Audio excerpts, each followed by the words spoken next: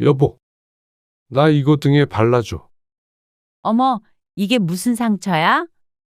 아, 오늘 아침에 회사에서 누가 서랍장 같은 걸 옮기다가 등을 찍었는데 쓰라려 죽겠네. 그때 들리는 현관 비밀번호를 누르는 소리. 곧이어 들어온 며느리가 깍하고 소리를 질렀습니다. 아버님, 왜 옷을 벗고 계세요? 아니, 집에 누가 올지 모르는데 왜 문 앞에서 그러고 계세요? 옷 좀 제대로 갖춰 입고 계시지. 연락도 없이 이렇게 들이닥치는 애가 어디 있어?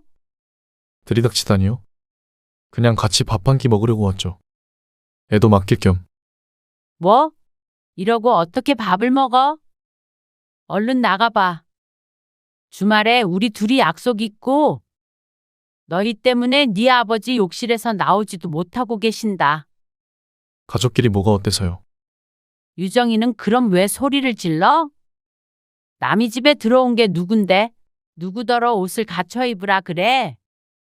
언제 온다고 얘기나 했니? 오늘 이야기 속 주인공은 64세 이명심 씨입니다. 그리고 그녀의 아들과 며느리에 관한 이야기이죠. 이 씨는 이런 일로 골머리를 썩을 거라고는 상상조차 하지 못했습니다. 수십 년 전, 이 씨의 시어머니는 이 씨 집의 열쇠를 복사해서 가지고 있었습니다.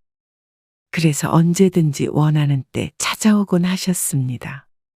한창 신혼 때도 그랬고, 아이를 낳은 뒤에는 더했습니다.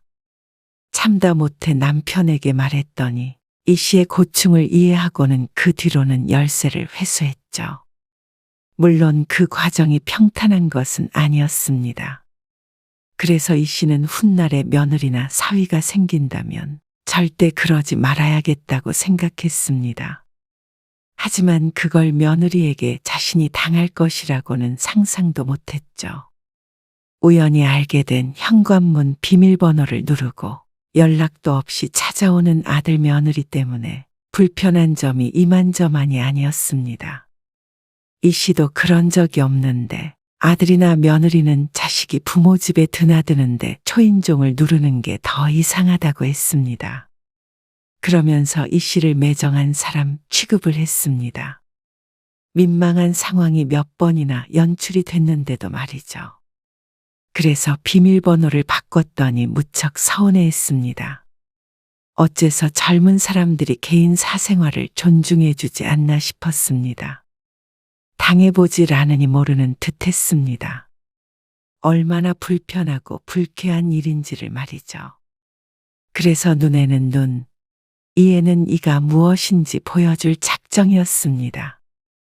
이 씨는 아들 하나, 딸 하나가 있었습니다. 아들, 딸 결혼시키고 남편은 은퇴를 해서 제법 재미있는 노후 생활을 즐기고 있었습니다. 남편도 이 씨도 소일거리를 하면서 각자 취미생활도 하며 살았습니다. 남편은 전부터 취미가 있었던 낚시에 더 빠졌고 이 씨는 친구와 함께 양식 요리를 배우러 다녔습니다.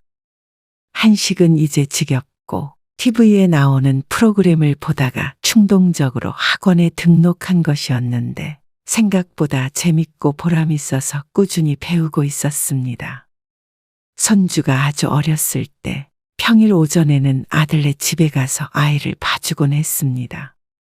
며느리가 아이를 낳고는 오전에만 하는 일로 업무를 바꾸었는데 며느리가 돌아올 때까지 며느리의 집에서 손주를 돌봤죠.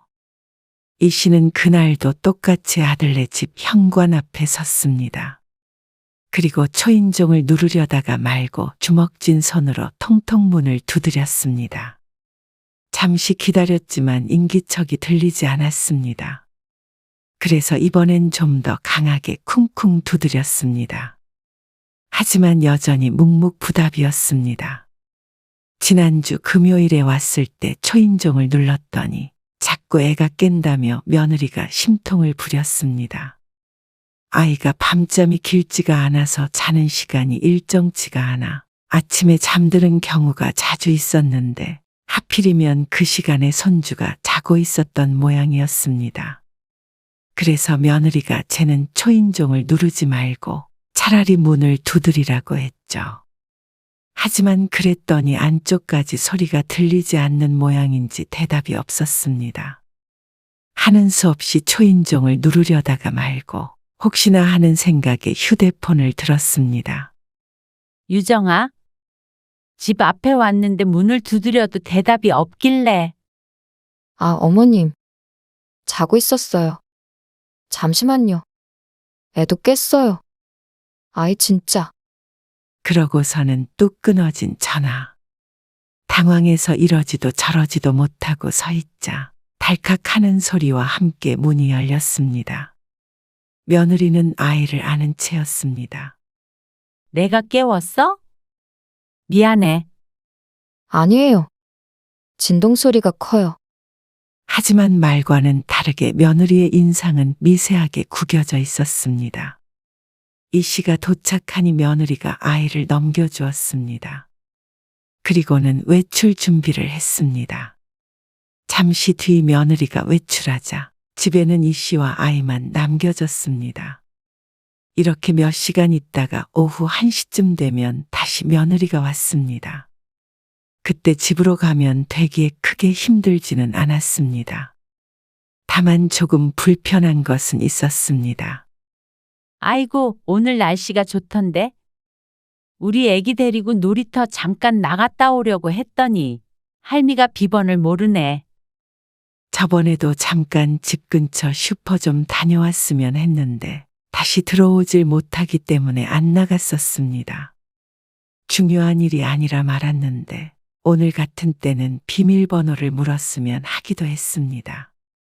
하지만 이 씨는 이내 고개를 저었습니다. 꼭 필요한 것도 아닌데 굳이 물어볼 필요가 있나 싶었습니다. 아이 산책은 엄마가 알아서 시켜줄 테니 몇 시간 동안 아이만 잘 보면 될 일이었습니다. 그런데 집에 돌아온 며느리가 먼저 비밀번호 얘기를 꺼냈습니다. 생각해보니까 비밀번호를 알려드리면 되겠더라고요. 앞으로는 초인종 누르지 마세요. 전화도 따로 하지 마시고요. 어차피 매일 그 시간에 오시니까 문 열리면 어머님인 줄 알게요. 그래도 비밀번호를? 네. 저희 엄마도 알고 계세요. 며느리는 어깨를 으쓱하며 대수롭지 않다는 듯이 말했습니다. 그렇다니 마음이 조금 놓였습니다. 하지만 알려주는 사람은 더 그렇겠지만 비밀번호를 받는 사람의 입장에서도 마음이 편한 것은 아니었습니다. 조금 불편했습니다. 하지만 며느리의 말대로 아무 때나 가는 것이 아니라 이 씨가 며느리네 집에 도착하는 시간은 늘 똑같았습니다. 늘 8시쯤 도착했고 그 외의 시간에는 따로 방문해 본 적은 없었습니다. 그러니 적어도 불미스러운 일은 없겠다 싶었죠. 당신 안 나가? 내가 나가면서 태워줄까? 아침 일찍 외출한다고 외투를 걸치던 남편이 이 씨에게 물었습니다. 시계를 보니 지금 출발하면 며느리 집에 20분은 이르게 도착할 것 같았습니다. 시간이 좀 이른데. 좀 일찍 가서 애 봐주면 되지. 그래도 문 열고 들어가야 하는데 일찍 가면 그렇지.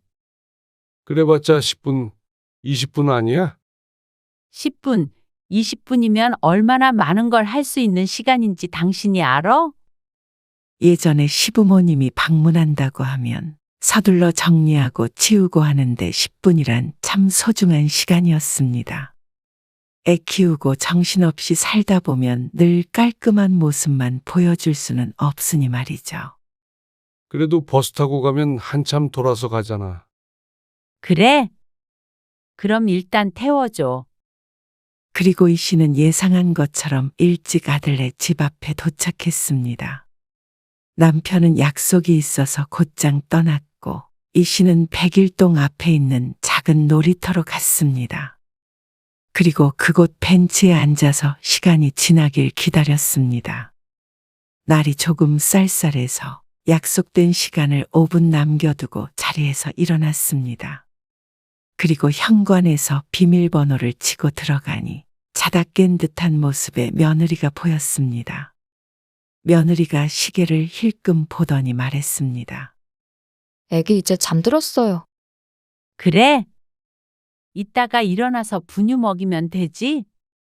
미리 안 들어오길 잘했다 싶었습니다. 워낙 잠기가 밝고 예민한데 그 중에서도 문소리를 기가 막히게 잘 듣는 아이였죠. 이 씨는 아들네 집에 더 빨리 가거나 늦게 가는 일이 없도록 조심하면서 지냈습니다. 누구나 마음의 준비가 안 된 상태에서 남이 들어온다면 당황스럽기 마련이었습니다. 그리고 그 대상이 시어머니라면 더욱 그럴 것이었습니다. 그리고 다른 용무로 비밀번호를 치고 들어간 적은 단 한 번도 없었습니다. 종종 남편과 함께 아들네에 갈 일이 있을 때도 비밀번호를 알지만 문을 열어주길 기다렸습니다. 그게 당연하다고 생각했습니다. 그러다 손주가 좀 더 크고 어린이집에 가게 되자 더 이상 오전에 아이를 봐주지 않게 되었습니다. 자연스럽게 아들네 방문은 뜸해졌습니다. 1년에 한 번이나 갈 일이 있을까 싶을 정도로 아들네 집에 방문하는 일은 거의 없었습니다. 만나야 할 때는 보통 아들네가 오곤 했으니 말이죠. 비밀번호는 바꿨겠지? 무슨 비밀번호? 승관이네 집. 뭘 굳이 바꿔? 어차피 당신은 가지도 않는데. 그건 그렇지? 그러다 3년쯤 지난 어느 날이었습니다. 엄마, 지금 집에 계세요? 아니. 지금 아빠랑 어디 좀 왔는데. 왜? 아, 이번 주에 캠핑 가는데 예전에 쓰던 번호랑 용품 몇 개가 엄마 집에 있는 것 같은데. 아, 뭔지 알아. 창고방에 있는 것들 말이지?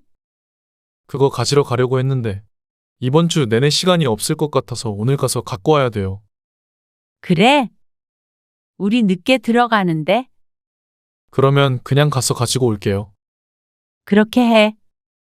그리고 나서 남편과 시간을 보내고 있는데 1시간쯤 뒤에 아들에게서 전화가 다시 왔습니다.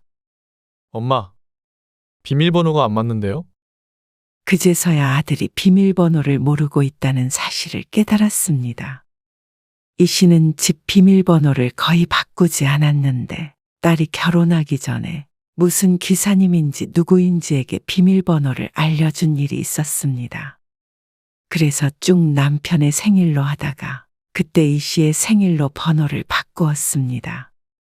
아들에게 바뀐 비번을 알려줬고 아들은 물건들을 챙겨서 갔습니다. 그리고 그 일은 이 씨의 기억에서 잊혀졌죠. 2달쯤 뒤에 딸이 오랜만에 이 씨의 집에 왔습니다. 초인종 소리가 들리자 이 씨가 잠깐만 기다리라고 소리쳤습니다. 민소매 차림이라 서둘러 얇은 가디건을 걸치고 나가자 문 밖에서 기다리고 있는 딸과 사위가 보였습니다. 만삭의 딸이 반갑게 인사하며 들어왔습니다. 출산을 앞두고 있었는데 바쁘던 사위가 모처럼 시간이 났다며 같이 저녁을 먹기 위해서 왔습니다. 거기 앉아 있어 봐. 찌개가 아직 덜 끓었어. 배 많이 안 고프니까 천천히 먹지 뭐. 근데 베개 준다며? 아, 맞다. 거기 창고방 가보면 치킨 그림 그려진 쇼핑백 있거든. 거기에 넣어놨어. 전에 이 씨의 집에서 손주를 봐줬을 때 아들네가 두고 간 아기 베개가 있었습니다. 한두 번 쓴 거고 아기가 잘 자게 하는 무슨 기능이 있는 비싼 베개라길래 도로 가져가라고 했더니 귀찮다고 그냥 두었던 것이었습니다. 나중에 한 번 더 물었을 때는 이미 아이가 커버려서 못 쓴다고 버리라고 했지만 아까워서 보관하고 있었습니다. 곧 딸이 출산을 할 거라 말을 했더니 온 김에 가져가겠다고 했었죠. 그런데 작은 방에 들어갔다 나온 딸이 이 씨에게 말했습니다. 엄마 어디? 아무리 찾아도 없는데. 딸의 말에 이 씨가 가서 찾아보았지만 눈을 씻고 봐도 없었습니다. 분명히 눈에 띄는 곳에 놔뒀는데 말이죠. 그때 아들이 떠올랐습니다. 지난번에 왔다 가면서 가져갔나 보다 싶었습니다. 혹시나 하는 마음에 아들에게 전화해서 물었습니다. 혹시 그때 왔을 때 네가 애기 베개 가져갔어? 버리라고 했던 그거. 아, 그거요? 제가 가져간 건 아니고요. 아들의 대답에 의아해 하는데 아들이 말을 이었습니다. 제가 아니고 그저께 유정이가 들려서 가져온 거예요. 그 말에 이 씨의 머릿속엔 물음표가 가득해졌습니다. 아무리 기억을 뒤져보아도 며느리가 집에 왔다 간 적은 없는 것 같았습니다. 언제? 아, 지난번에 제가 번호 가지러 왔다가 그 베개 보고 유정이한테 말했더니 누구 준다고 하더라고요. 그래서 왔다 갔다고? 네. 그저께 엄마 아빠 집에 안 계신 것 같아서 그냥 제가 비번 알려줬어요. 유정이가 그 근처 갈 일이 있어서요. 아들의 말에 다소 황당한 기분이 되었습니다. 그렇다고 어떻게 연락도 없이 들어왔다 갔나 싶었습니다. 아마 딸에게 줄 생각을 하지 않았으면 왔다 간 것도 전혀 몰랐을 것이었죠. 일단 알았어. 네. 하지만 급했나 보다 생각했습니다. 연락할 틈도 없었나 싶긴 했어도 굳이 이러쿵 저러쿵 할 문제까진 아니라고 여겼습니다. 그런데 한 달 뒤쯤 사위가 해외 출장에 갔는데 출산일이 임박해서 혹시 몰라 5일간 딸이 이 씨의 집에 머무르게 되었습니다. 엄마 금방 학원만 다녀올게. 금방 안 와도 돼. 애기 당장 안 나와. 그래도 무리하지 말고 쉬고 있어. 요리학원 수업이 있어서 집에 딸만 두고 외출을 해야 했습니다.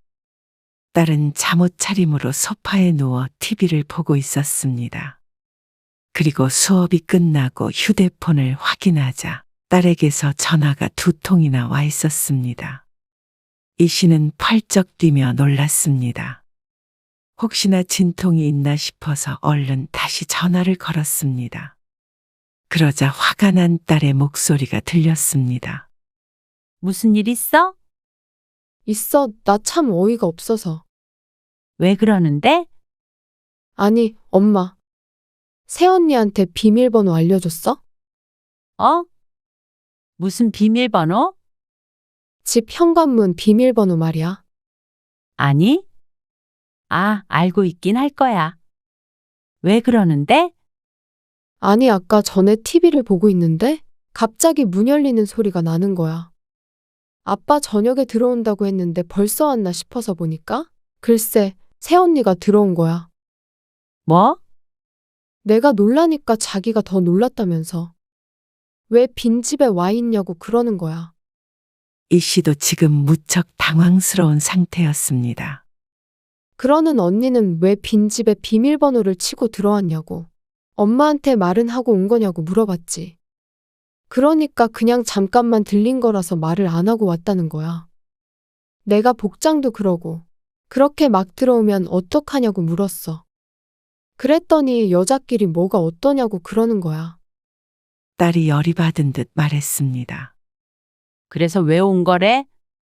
몰라. 엄마 1시간은 더 있어야 온다니까? 그러면 가겠다고 하고 가버렸어. 참나, 여자끼리면 수치심도 없는 줄 아나. 비밀번호를 알고 있어도 당연히 초인종 눌러야 하는 거 아냐? 그리고 사람이 없는 줄 알면 애초에 들어오질 말아야지. 아이고. 내가 전화해 볼 테니까 진정해. 애 나오겠다. 아무래도 아들에게 얘기는 해봐야 할 것 같았습니다. 전화할 게 아니라 그냥 비번을 바꾸면 되잖아. 그래도 또 와서 눌렀는데 갑자기 바뀌어 있으면 기분 나쁠 수도 있잖아. 기분은 내가 나쁘지. 말도 없이 비밀번호를 바꿔버리는 것은 너무한 일이라고 생각했습니다.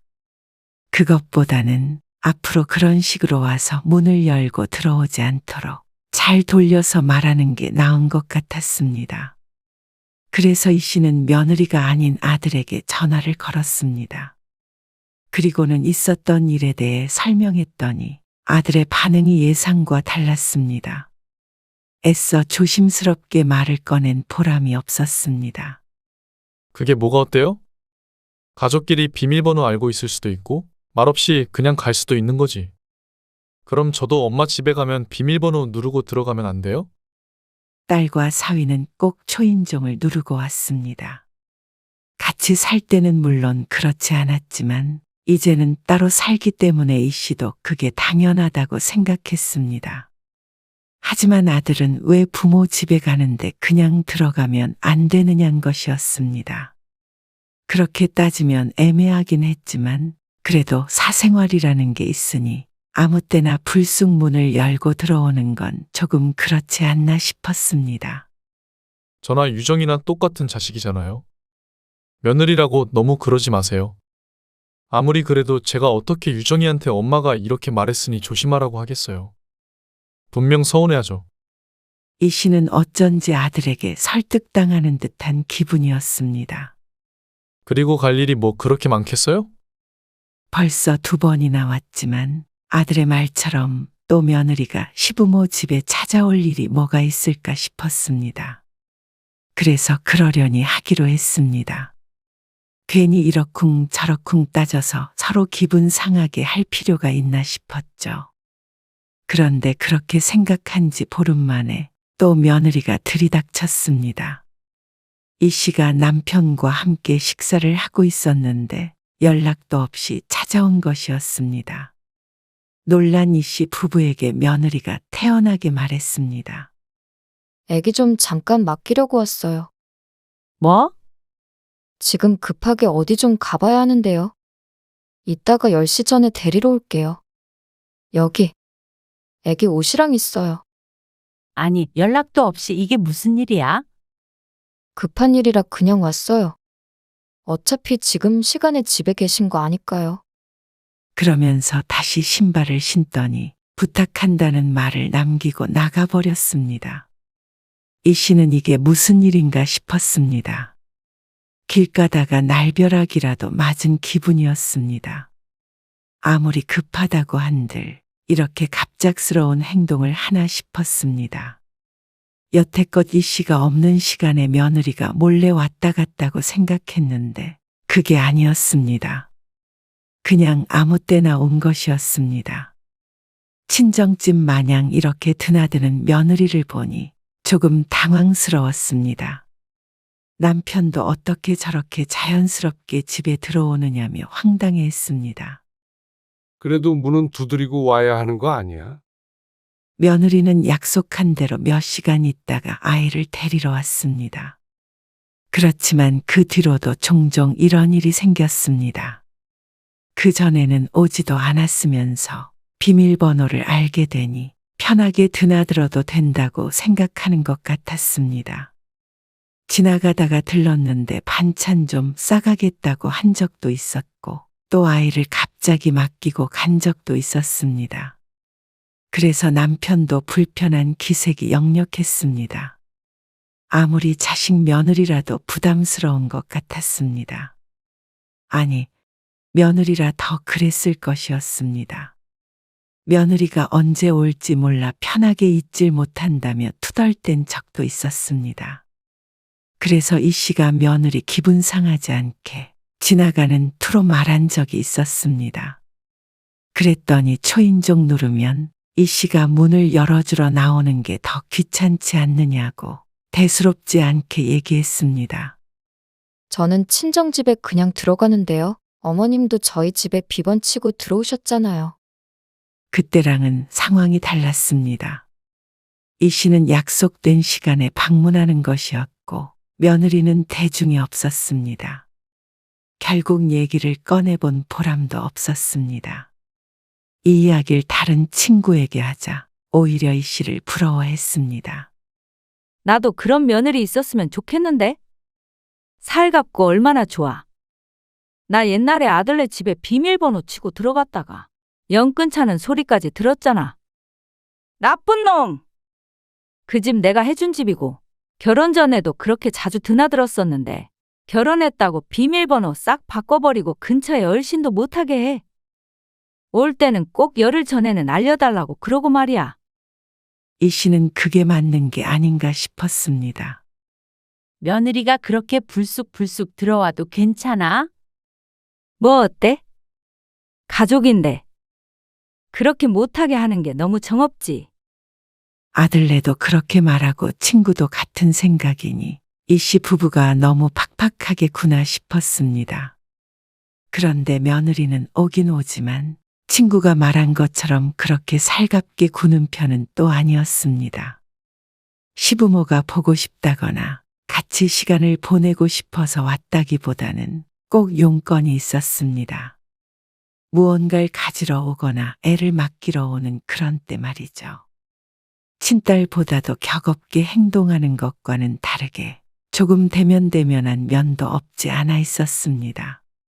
그런데 이렇게 찾아오는 게 어떻게 보면 별거 아니라고 생각할 수 있겠지만 생각보다 보통 문제가 아니었습니다. 며느리들만 시부모가 문을 열고 들어가는 게 불편한 것이 아니었습니다. 시부모도 갑작스러운 며느리의 방문이 불편했죠. 적어도 오기 1시간 전에는 알려줬으면 하는 마음도 있었습니다.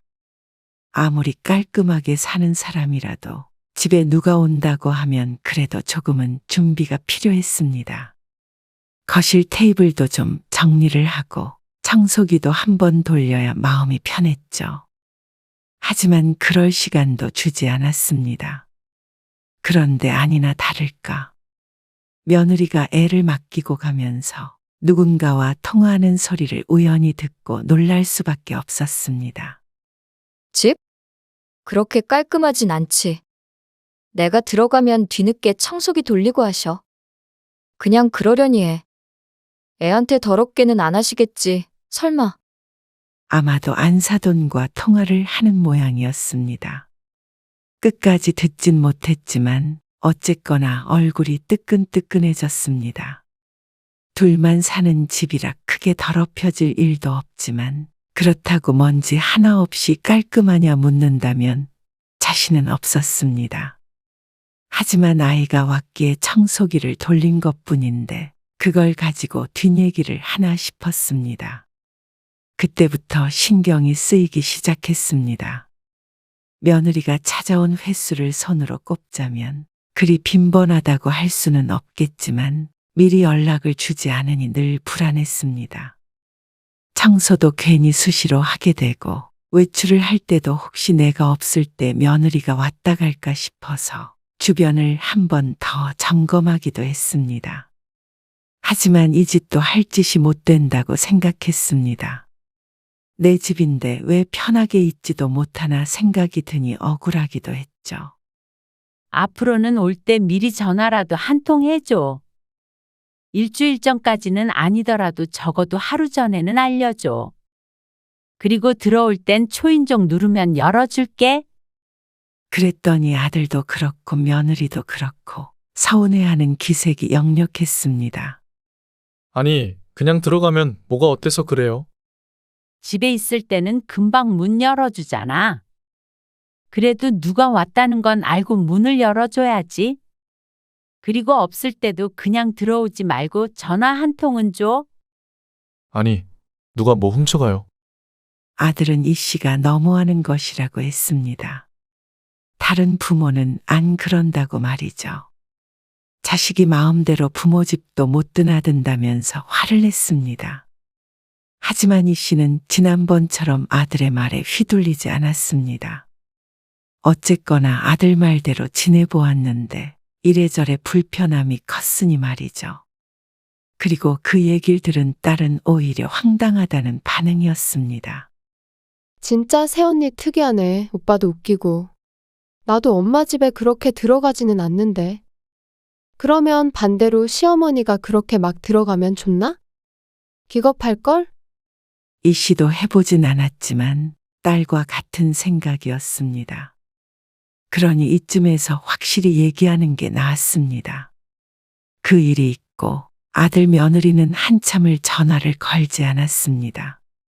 삐졌나 싶었지만 그래도 어쩔 수 없다고 생각했습니다. 여보, 나 이거 등에 발라줘.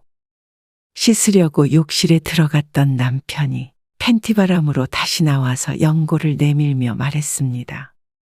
어머, 이게 무슨 상처야? 오늘 아침에 회사에서 누가 서랍장 같은 걸 옮기다가 등을 찍었는데 쓰라려 죽겠네. 그러면서 손이 안 닿는다며 대신 발라달라고 했죠. 상처가 상당히 컸습니다. 그래서 이 씨가 넓게 연고를 펴바르고 있었습니다. 남편은 따갑며 움찔거렸습니다. 그 순간 현관문에서 삑삑하는 소리가 들렸습니다. 이 씨와 남편은 설마 하는 생각에 얼음이 된 듯 그 자리에 서서 문만 바라보고 있었습니다. 그러자 들어온 며느리. 남편의 몰골을 보더니 깍 소리를 지르며 뒤돌아섰습니다. 뒤늦게 정신을 차린 남편이 헐레벌떡 욕실로 뛰어들어갔습니다. 욕실 슬리퍼를 신다가 휘청거리기도 했죠. 아버님, 왜 옷을 벗고 계세요? 난리도 이런 난리가 아니었습니다. 뒤따라 들어온 아들이 상황을 파악하고는 혀를 찼습니다. 아니, 집에 누가 올지 모르는데 왜 문 앞에서 그러고 계세요? 옷 좀 제대로 갖춰 입고 계시지. 그러면서 놀란 자기 마누라를 달래주기 바빴습니다. 기가 차서 말도 안 나왔습니다. 남편은 또 얼마나 놀랐을지 걱정이었습니다. 만약에 이 씨가 속옷바람으로 있는데 사위가 들어와서 마주쳤다면 아마 최소한 기절을 하지 않을까 싶었습니다. 아들은 주말 동안 애도 맡길 겸 같이 식사나 하자고 왔다는데 밥을 먹을 수 있는 상황이 아니었습니다. 애가 생기기 전에는 이런 일이 한 번도 없었는데 그놈의 육아 때문에 자꾸 이런 식의 방문이 생기는 것 같았습니다. 이러고 어떻게 밥을 먹어? 얼른 나가봐. 주말에 우리 둘이 약속 있고 너희 때문에 네 아버지 욕실에서 나오지도 못하고 계신다. 가족끼리 뭐가 어때서요? 유정이는 그럼 왜 소리를 질러? 남이 집에 들어온 게 누군데? 누구더러 옷을 갖춰 입으라 그래? 언제 온다고 얘기나 했니? 이 씨는 아들 내외를 쫓아내버렸습니다. 가끔씩 아이를 맡기는 것까지는 이 씨도 개의치 않았습니다. 한 달에 한두 번 정도라면 손주도 보고 좋았죠. 하지만 그러다고 이렇게 예의 없고 몰상식하게 굴어도 되는 것은 아니었습니다. 쫓겨난 아들이 전화를 걸어 항의했지만 그 길로 이 씨는 비밀번호를 바꿔버렸습니다. 진작에 이래야 했습니다. 그랬다면 누가 들어올까봐 신경 쓸 일도 없었는데 말이죠. 이런 일이 이 씨에게 일어날 거라고는 생각도 못했습니다.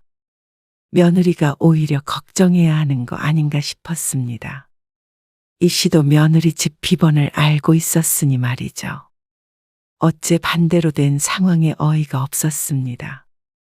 그리고 아들에게도 비밀번호를 바꿨으니 앞으로는 이런 일이 없었으면 한다고 얘기했습니다. 그리고 그 반응은 한결같았습니다. 유정이가 친정엄마처럼 편하게 생각해서 그러는 건데 왜 그렇게 선을 그으세요? 그리고 비번은 비상시에 알고 있어야 하는 거 아니에요? 비상시가 아닐 때도 사용을 하니까 문제지. 그리고 비상시에는 119 부를게. 유정이가 뭘 잘못한 것도 아닌데 그러세요. 부모 집이잖아요. 부모도 사생활이라는 게 있잖아. 그런 게 어디 있어요? 가족끼리 그런 게 어딨냐면서 도무지 이 씨 부부를 이해하지 못하는 아들. 며느리도 문제지만 아들도 문제였습니다. 나이 들면 사생활도 없는 주라는 모양이었습니다. 그래서 이 씨는 일주일쯤 뒤에 아들네 집에 찾아갔습니다. 난생 처음으로 연락도 없이 그냥 가서 비밀번호를 눌렀죠. 그러니까 바꾸지 않았는지 문이 열렸습니다. 마침 둘 다 집에 있었는지 아들과 며느리는 눈이 휘둥그레해졌습니다. 딱 달라붙어 소파에 앉아있던 둘은 황급히 멀찍이 떨어져 앉았죠.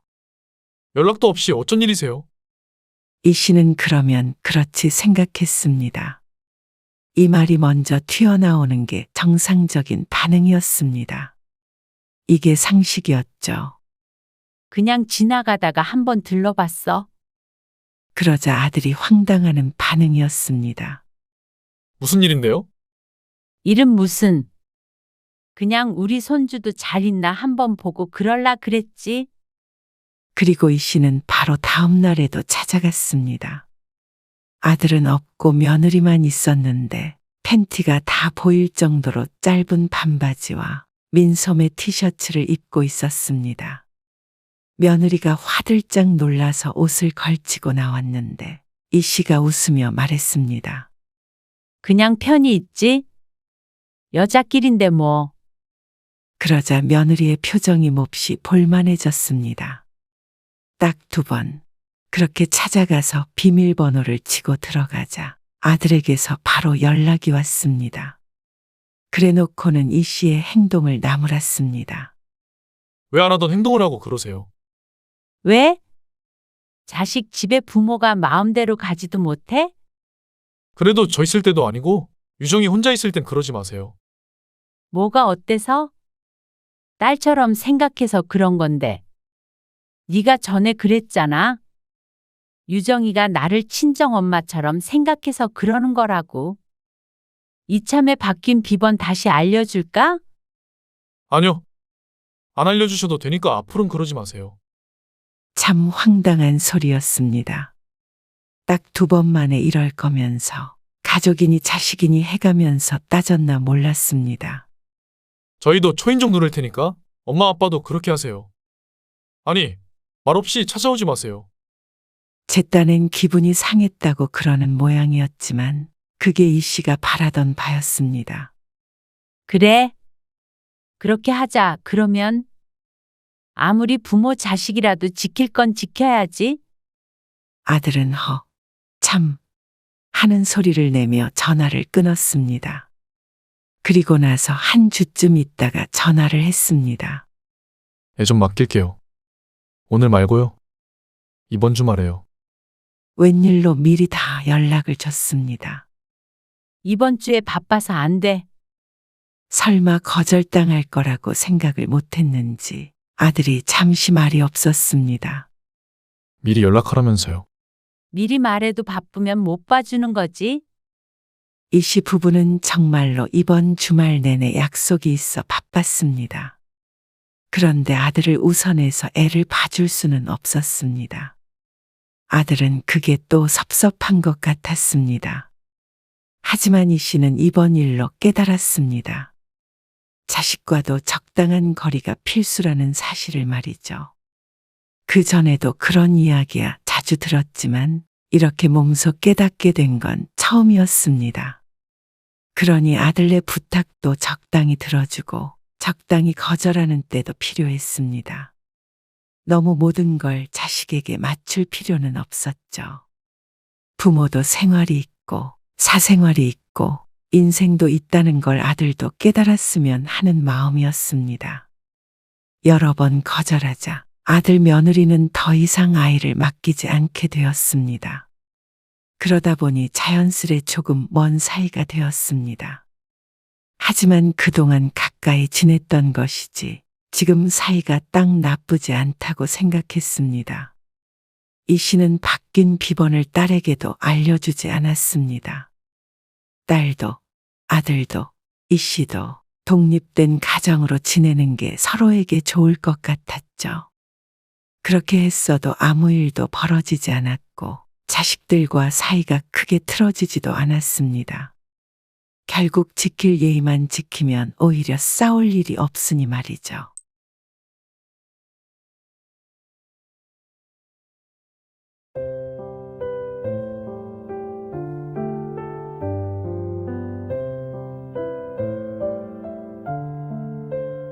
몇 평이라고? 13평인가? 어쩌니 집이 좁아서 애들 놀 데도 없어. 2분이서 지내시기엔 좋네요. 근데 여기서 자고 가진 못하겠네요. 오늘은 밥만 먹고 갈게요. 아무리 사정이 그래도 그렇지. 이러면 우리가 어떻게 와? 아, 그냥 다음 명절엔 밖에서 외식해야겠다. 아이고, 그럴래? 여기서 먹는 것보단 그게 낫겠지? 그리고 집으로 바로 갈게. 서운하진 않지? 에이, 서운하긴. 오늘 이야기 속 주인공은 65세 강목단 씨입니다. 그리고 그녀의 아들과 딸에 관한 이야기이죠. 아들, 딸이 명절에 온다고 하면 반가웠습니다. 손주들도 물론 눈에 넣어도 아프지 않았죠. 하지만 오면 반갑고 가면 더 반갑다는 말은 괜히 있는 것이 아니었습니다. 강 씨를 위한 말 같기까지 했습니다. 아들 며느리 눈치 보느라 신경줄이 나만하질 않고 딸과 사위가 오면 손주들 뒤치다꺼리 하느라 몸이 나만하질 않았습니다. 그러니 시간이 지나면 지날수록 명절이 설레기보다는 두렵기도 했습니다. 꼭 며느리가 명절이 다가오면 긴장되듯이 말이죠. 하다못해 잠이라도 돌아가서 잤으면 하는 생각까지 들었습니다. 자고 가면 신경 쓸 것이 한두 가지가 아니었습니다. 씻는 것, 먹는 것, 잠자리까지 하나하나 봐주는 것도 힘들었고 술을 왕창 먹으니 음식 해다 바치는 것도 번거로웠죠. 명절에 가끔 자식들이 한데 모이기라도 하면 바람 잘 날이 없었습니다. 그냥 조용히 밖에서 밥 한 끼 먹고 헤어졌으면 하는 게 강 씨의 바람이었습니다. 그런데 자고 가지 말라고 해도 명절에 아예 오지 말라고 해도 제멋대로인 자식들. 그렇다면 강 씨 부부가 피해갈 수밖에 없었습니다. 강 씨는 아들 하나, 딸도 하나였습니다. 한때는 대가족을 이루는 것이 꿈이었습니다. 강 씨가 어릴 적엔 당시에 드문 외동딸이라 외롭게 컸기 때문이었습니다.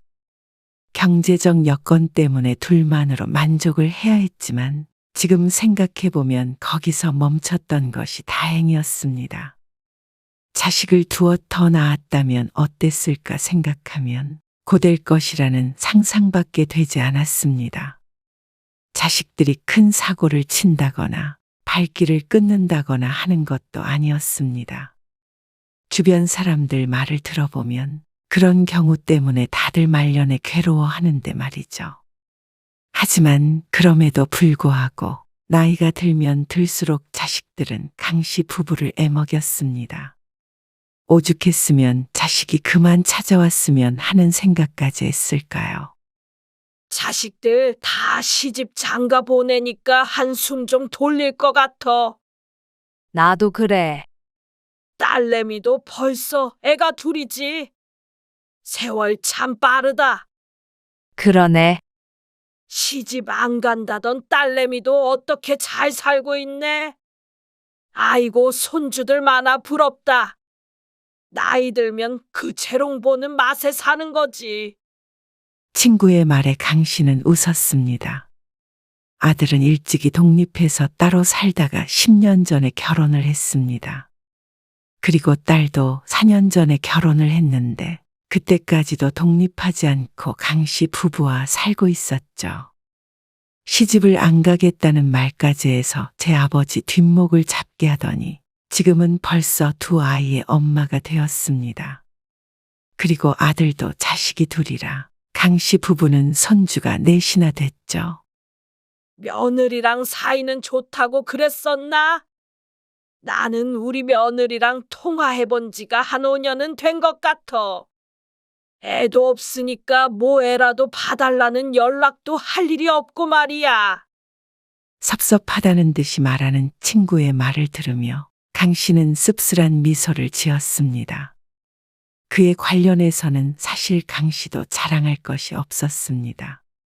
며느리와는 그렇게 가깝지도 또 엄청 멀지도 않은 사이였습니다.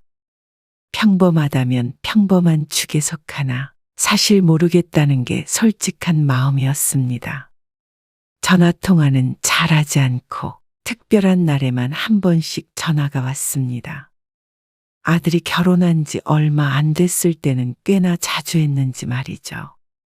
그때는 강 씨도 처음으로 시어머니 노릇을 하는 거라 몰라도 너무 몰랐습니다. 며느리에게 전화가 오면 그저 좋았죠. 어머님, 생신 축하드려요. 아이고, 고맙다. 제일 먼저 전화를 줬네. 그래요? 그래. 진영이 그놈은 전화도 없어. 지 엄마 생일도 모를 거야.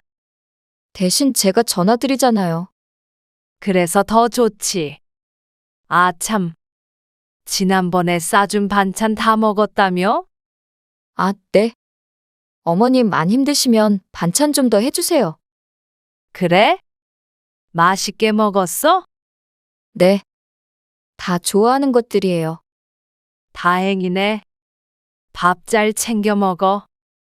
임신하면 가만히 있어도 힘드니까 꼭 든든하게 먹고 다녀야 해. 알겠지? 몸 무거워지니까 밥도 진영이한테 차리라고 하고. 네. 그렇게 할게요. 당시에 첫째를 임신하고 있던 며느리이기 때문에 자꾸만 걱정이 되었죠. 아들도 원했고 며느리도 요리하는 게 점점 힘들어진다고 했습니다. 그래서 강 씨가 종종 반찬을 해다가 갖다 주었습니다. 뭐 특별히 먹고 싶은 거 있니? 글쎄요, 저는 다 좋아요. 너무 많이는 말고요. 조금씩만 해주세요. 집에서 밥을 잘 안 먹으니까. 한 가지를 많이 해달라고 하는 것보다 어려운 요구였습니다. 그래도 며느리가 먹고 싶다는데 10가지, 20가지를 해서 갖다 주어도 좋았죠. 그래. 알았어. 내가 다음 주 금요일 오전에 그쪽으로 갈 일이 있는데 가는 김에 너희 집에 들려서 잠깐 주고 가려고. 집에 있지? 아마 집에 있을 거예요. 식사하고 가세요? 아니야. 약속이 있어서 가는 거라 오래 안 있어. 네. 집에 찾아가거나 용건이 있을 땐 종종 이렇게 강 씨가 전화를 걸기도 했습니다. 아들에게 볼 일이 있을 땐 아들에게, 며느리에게 볼 일이 있을 땐 며느리에게 전화를 거는 게 당연하다고 생각했었죠. 일주일 전에 며느리에게 방문 예고를 하고 방문 전날에 장을 봐서 며느리가 말한 대로 여러 가지 음식을 해서 소분한 뒤에 큰 가방에 차곡차곡 넣었습니다. 보기만 해도 배가 부를 것 같았습니다. 오셨어요? 아이고, 진짜 무겁다. 이리 주세요. 임신한 애가 이런 거 들면 안 돼. 여기 식탁 위에 꺼내놓을 테니까 네가 넣어. 마음 같아서는 냉장고 안에 정리해주고도 싶었지만 왠지 좋아하지 않을 것 같아서 거들기만 했습니다. 잘 먹을게요. 그리고 30분 정도를 거실에 마주보고 앉아서 이런저런 얘기를 나누었습니다. 거진 아들에 관한 얘기였고 곧 태어날 손주에 관한 일이 주제였습니다. 벌써 가시게요? 주섬주섬 짐을 챙기는 강 씨에게 며느리가 물었습니다. 어쩐지 아쉬워하는 것 같기도 해서 기분은 좋았습니다. 약속이 있다고 했잖아. 지금 가야 안 늦어. 그래요? 그럼 조심히 가세요. 얼른 들어가 쉬어. 배웅하려는 며느리를 강 씨가 만류했습니다. 그리고 약속 장소로 가서 며느리에게 들렸다 오는 길이라고 했더니 친구가 깜짝 놀라며 물었습니다. 며느리가 좋아해? 당연히 좋아하지. 반찬 해달라고 해서 6가지나 해다가 직접 갖다 줬는데 그러면 다행이고. 친구가 말끝을 흐리며 의문스러운 반응을 보였습니다. 왜? 문제 있어? 그게 아니라 요새는 그렇대잖아. 아들네는 가는 거 아니라고. 특히 며느리만 있을 때. 왜? 혼자 있는데 시부모가 찾아오면 얼마나 불편하겠어? 그냥 반찬만 전해주고 온 건데. 그래도 차라리 아들한테 반찬을 보내던가 해야지. 친구의 말에 강 씨가 고개를 갸우뚱했습니다. 아들은 회사에 다니고 며느리는 집에서 몇 시간씩 재택근무를 하고 있었습니다. 강 씨는 상대적으로 시간이 많으니 갖다 주면 더 좋아할 거라고 생각했죠. 전화도 그렇게 자주 하고 그러지 말어. 일주일에 한 번은 해. 그럼 좋을 리가 있겠어? 별말 없던데. 모르는 소리지. 뒤에서는 둘이 분명 싸울 거야. 그 말에 잠시 근심스럽기는 했지만 강신의 아들 며느리에게는 해당되지 않은 이야기라고 생각했습니다. 아마 며느리와 사이가 좋지 않은 친구라 질투를 하나보다 싶었습니다. 내 말 들어서 나쁠 거 없어. 그런데 그 말을 흘려들은 걸 나중에 후회했습니다. 아이가 6개월 정도 되었을 때 명절에 아들 며느리가 왔습니다. 어머님, 이리 주세요. 설거지 제가 할게요. 그럴래? 그럼 나는 반찬 남은 것 좀 정리할게. 아들과 남편은 아이를 보고 있었고 며느리는 싹싹하게 강씨 옆으로 와 설거지를 돕겠다고 나섰습니다. 요리를 하면 옆에서 거들었고 과일도 자기가 깎겠다며 칼을 가져갔죠. 그러니 친구가 강씨 보고 며느리를 잘 봤다며 눈을 흘기던 모습이 떠오를 수밖에 없었습니다. 웃으면서 밥도 먹고 얘기도 나누고 아이도 보고 즐거운 시간을 보냈습니다. 다음 날까지 머물다 간 터라 힘들긴 했어도 자식 얼굴, 손자 얼굴 보니 좋았죠. 애기 잠들었을 때 얼른 가. 운전 조심하고. 네. 도착해서 연락드릴게요. 강씨 부부가 아들 내외를 배웅했습니다. 그리고 5분쯤 흘렀을까. 이건 뭐야? 아, 그거 애들 주려고 싸놓은 반찬들인데. 아이고, 얼른 가봐야겠다. 아직 출발 안 했겠지? 강씨가 다급히 쇼핑백을 들고 집 밖을 나섰습니다. 2층이라 다행이었습니다. 계단을 내려가 바깥 주차장을 두리번거리자 천만다행으로 아들 내외가 차 옆에 서 있는 것이 보였습니다. 애는 이미 태웠는지 보이지 않았습니다. 그런데 반가운 마음도 잠시 아들과 며느리가 그냥 대화를 나누는 게 아니라 다투고 있는 중인 듯 했습니다. 내가 이만큼 했으면 당신도 좀 더 빨리 일어나자고 했어야지. 아침에 밥만 먹고 일어났는데 이보다 더 빨리 어떻게 일어나? 그리고 음식하거나 설거지하면 좀 거들 수 없어? 언제는 애 보고 있으라며. 애 안고 있는 게 더 힘들다고. 명절에는 아니지. 아무튼 왜 명절엔 여자들만 힘들어야 해? 그러니까 내가 적당히 하라고 했잖아. 그리고 어차피 엄마가 거의 다 하시잖아. 그렇다고 안 힘든 줄 알아? 당신이 며느리 돼봐. 엄마가 눈치도 안 주는데 당신 혼자 왜 그래? 이런 사람이랑 내가 무슨 말을 하냐?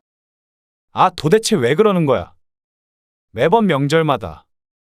왜 이렇게 싸워야 돼? 왜 그런 식으로 말해? 솔직히 요즘 세상에 나 같은 며느리가 어디 있어? 시어머니 전화도 잘 받고 명절에도 와서 일하고. 나는 뭐 안 해. 장모님이랑 장인어른한테 나도 잘하려고 노력하잖아. 그리고 솔직히 좋은 며느리는 아니지. 반찬도 해다 줘도 잘 먹지도 않으면서. 아, 몰라. 나도 싸우는 거 지겹다. 강씨는 귀신이라도 본 표정으로 뒤돌아섰습니다. 여기서 반찬을 가져다 줬다가는 서로 민망해질 것 같아서 얼른 집으로 들어왔습니다.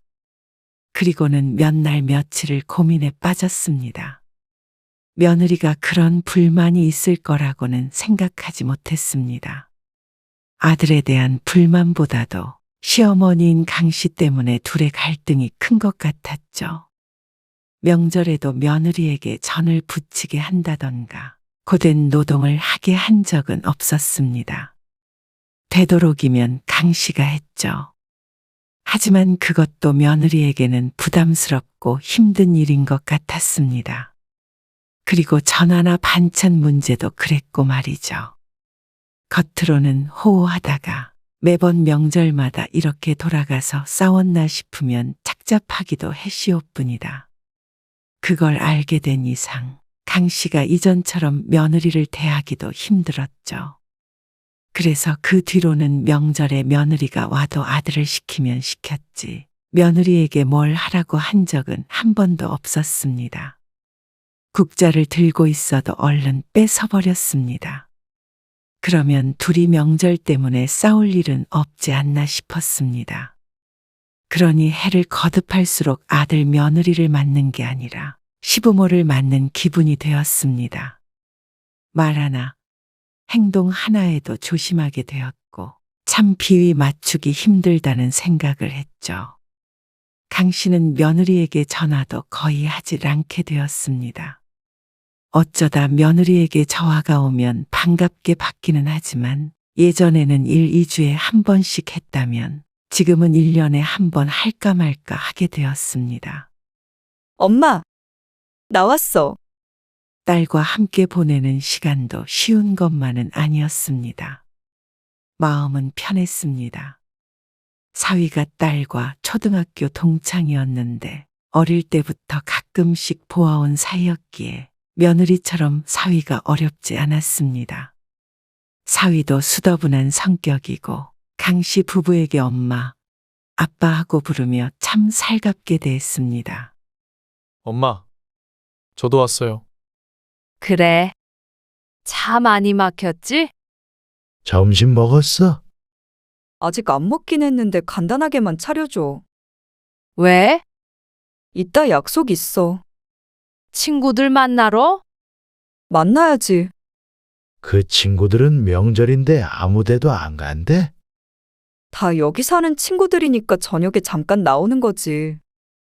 딸과 사위의 고향이라 명절에 내려오면 둘을 무척이나 바빴습니다. 그래서 이따 애들 좀 봐줘. 또 둘 다 놓고 가게? 그래야지. 모처럼 쉬러 왔는데? 술 한잔하고 오려고요. 애들은 데려가고 싶긴 한데. 죄송하지만 엄마가 이번에도 좀 고생하셔야겠네요. 너스레를 떨며 웃는 사위에게 강 씨도 마주 웃었지만 사실 웃음이 절로 나오진 않았습니다. 딸네 아이들이 아직 어려서 손이 많이 갔습니다. 첫째가 3돌, 둘째가 2돌이었습니다. 뛰어다니며 사고를 칠 때였죠. 술을 마시고 들어오면 새벽이 될 텐데 그러면 먹이고 씻기고 재우는 건 강씨 부부의 몫이었습니다. 그러면 저녁밥 안 먹어. 나가서 먹어야지. 그러고서는 작은 방으로 쏙 들어가 버리는 딸과 사위. 거실에 남은 아이들은 벌써부터 우당탕 소리를 내며 말썽을 피우고 있었습니다. 남편이 뒷공무니를 쫓아다니며 안절부절하고 있었죠. 강 씨는 한숨을 쉬며 딸내가 먹을 밥을 간단히 차렸습니다. 이미 점심때가 지난 시간이라 강 씨 부부는 진작 먹은 상태였습니다. 잠시 후에 딸은 사위와 함께 밥을 후딱 먹고 다시 방으로 들어가 버렸습니다. 쉬러 왔다더니 정말로 휴식만 취하는 듯 했습니다. 강 씨는 딸이 먹은 것을 얼른 치웠습니다. 아이 둘이 남편에게 안아달라고 매달리고 있는 걸 보니 마음이 급해졌습니다. 안 그래도 좋지 않은 허리인데 무리한다 싶었죠. 그리고 5시쯤 되자 낮잠을 자고 나온 딸 부부가 바로 외출을 했습니다.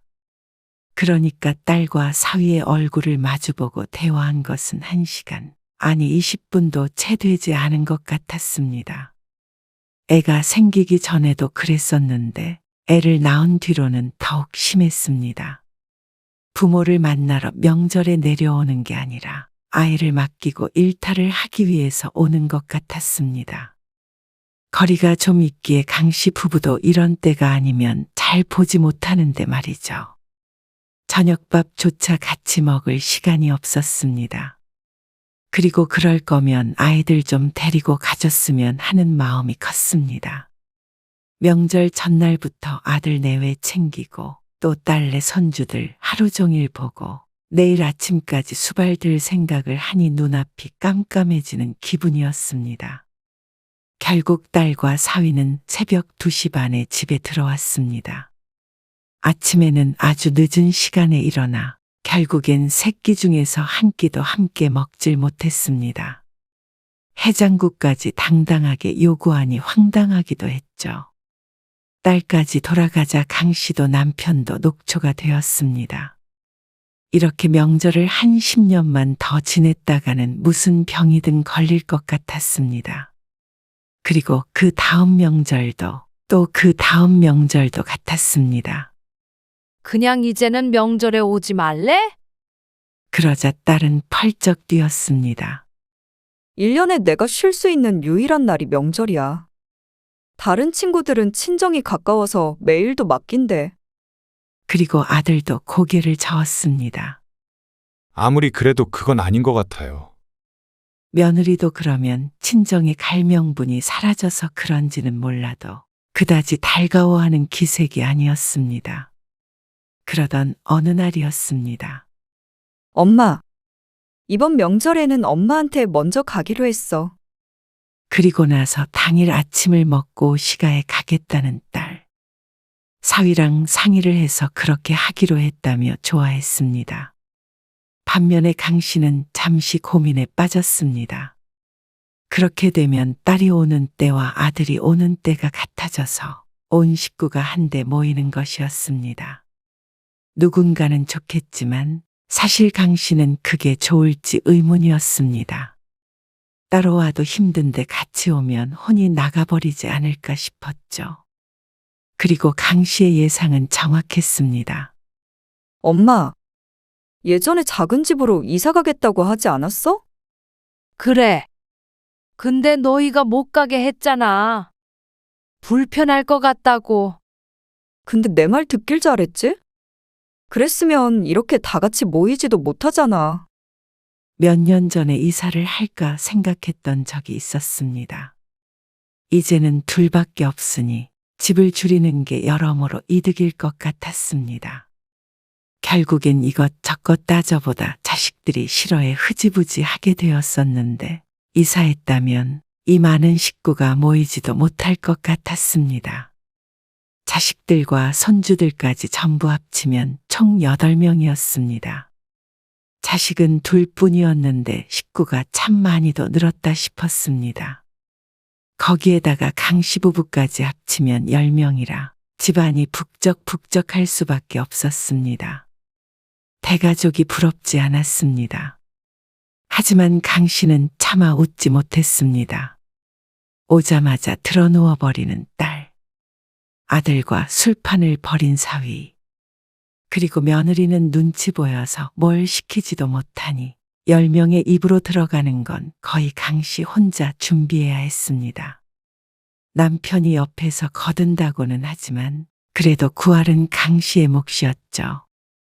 지연아, 너도 좀 일어나서 도와. 나 쉬러 온 거라니까. 일하러 온 거 아니야. 어머님, 제가 할까요? 어?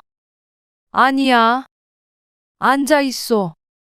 도무지 말을 들어먹는 사람이 없었습니다. 안주 더 없어요? 그 말에는 한숨이 절로 나왔습니다. 뒤늦게 딸과 며느리도 술판에 끼어들었습니다. 아이들은 또다시 할머니, 할아버지에게 매달릴 수밖에 없었죠. 애들이랑 다 같이 보니까 좋지? 그러네. 좋네. 그러고선 과장을 보태자면 강 씨를 거의 몸종처럼 부려먹는 자식들. 누구도 손 하나 까딱하지 않았습니다. 여보, 좀 앉아 있어. 아까부터 앉질 못하네. 당신이나 좀 쉬어요. 애들 그렇게 번쩍번쩍 들지 말고. 또 입원하고 싶나 보네. 안 알아주면 우는 걸 어떡해? 그리고 매번 오는 것도 아니잖아. 남편의 말도 틀린 것은 아니지만 그러기엔 대가가 너무나도 컸습니다. 명절이 끝나면 정말로 사나흘은 끙끙 앓으며 돌아다녔습니다. 그럼에도 혹시나 자식들이 서운하다고 할까봐 한마디 말도 할 수가 없었습니다. 지난번에 딸에게 잔소리를 좀 했더니 섭섭하다면서 전화기를 붙들고 1시간가량 한풀이를 들어야 했습니다. 너 말 다 했어? 그래. 다 했다. 그러는 너는 뭐가 잘났다고 그래? 너도 엄마한테 돈 받아갔잖아. 그때는 오빠도 똑같이 받았잖아. 왜 나만 받은 것처럼 얘기해? 네가 말을 이상하게 했잖아. 뭐? 되도 않는 사업? 되는지 안 되는지 네가 어떻게 알아? 진정하세요. 형님, 너도 똑같아. 아주 건방지게 말이야. 뭐? 건방지다고? 너 말 다 했냐? 너요? 오빠한테 그렇게 말하는 건 아니죠. 화기애애하게 잘 놀다가 벼랑간 싸우기 시작하는 자식들. 강씨 남편이 놀라서 말렸지만 소용없었습니다. 어떻게 아버지 계신 데서 저러는지 경악스러웠습니다. 욕이 들리지는 않았지만 충분히 위협적이고 험한 말은 오고 갔습니다. 그렇게 한참을 씨름하다가 30분쯤 뒤에 평화가 찾아왔습니다. 아주 갑자기 말이죠. 싸우던 사람들 다 어디 갔는지 또 술을 왕창 먹고 다들 의기투합했습니다. 난리도 이런 난리가 없었습니다. 명절이 지겨웠습니다. 강 씨의 생일이나 어버이날 등에 가끔씩 이렇게 다 같이 모이는 날이 있었습니다. 그럴 때면 종종 있는 일이었습니다.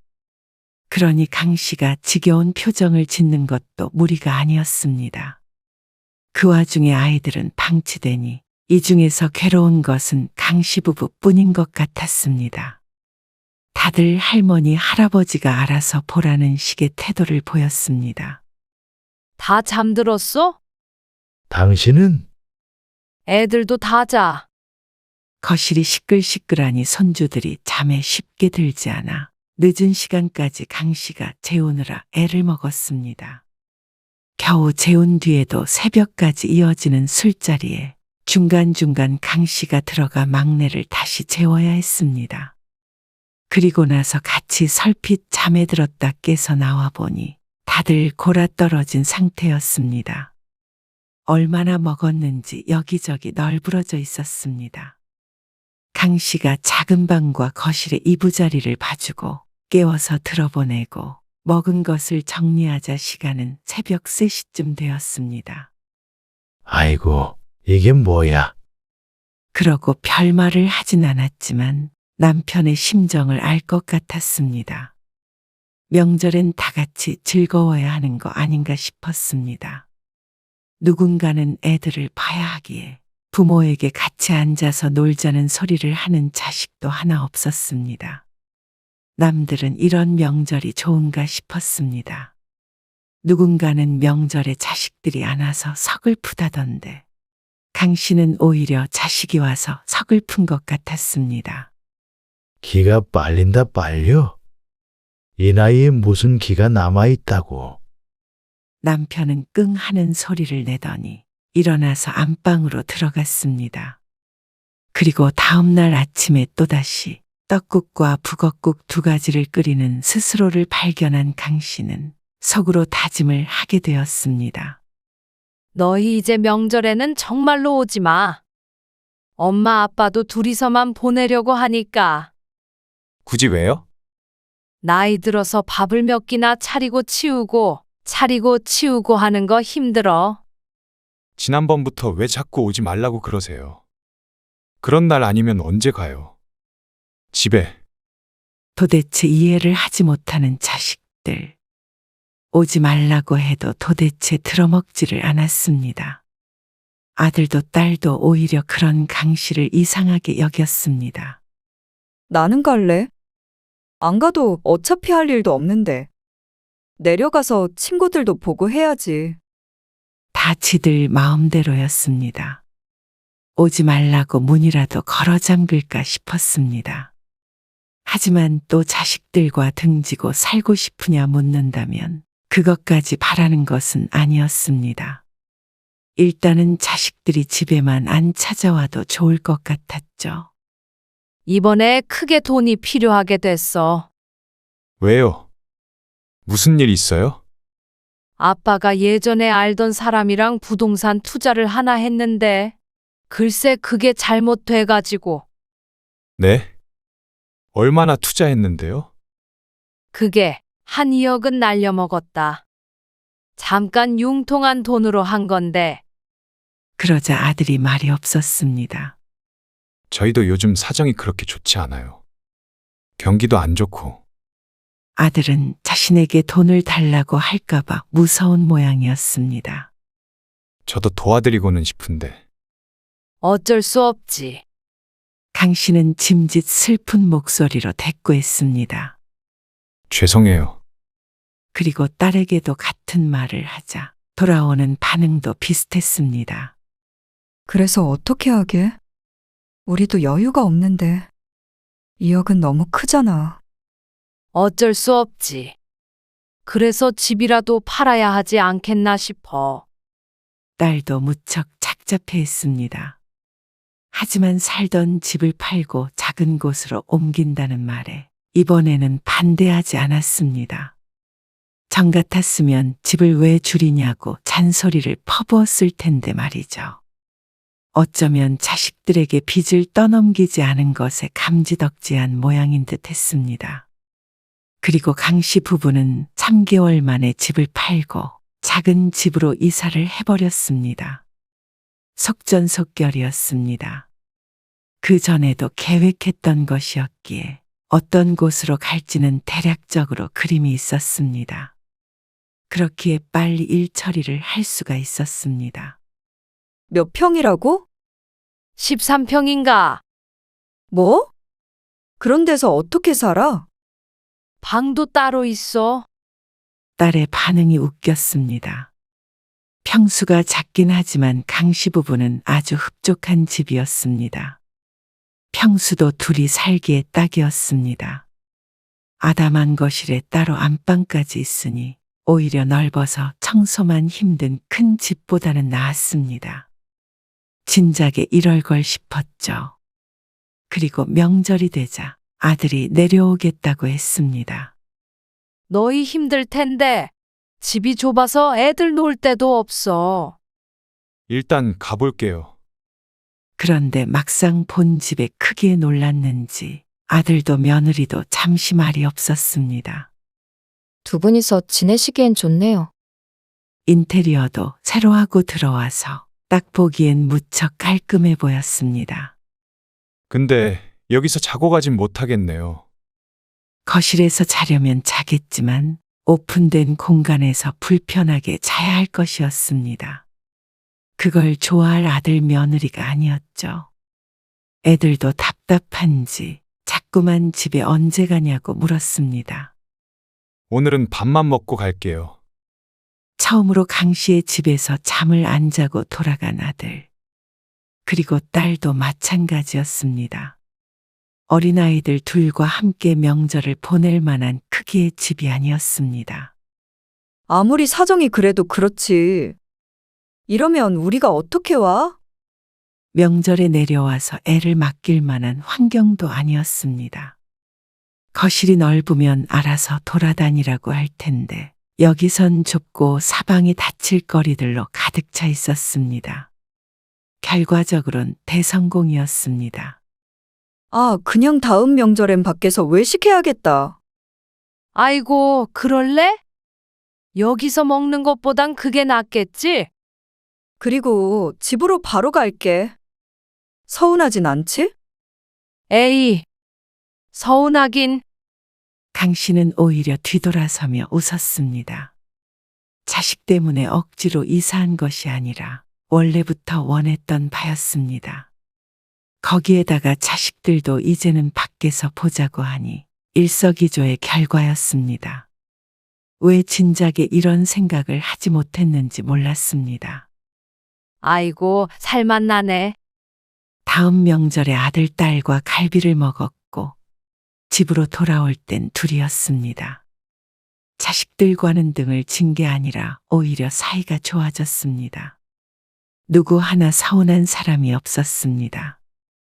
명절에 이렇게 가끔씩 자식들 얼굴도 보고 집에서는 아무 노동하지 않고 누구 눈치 보지 않고 푹 쉴 수 있으니 얼마나 좋은가 싶었습니다.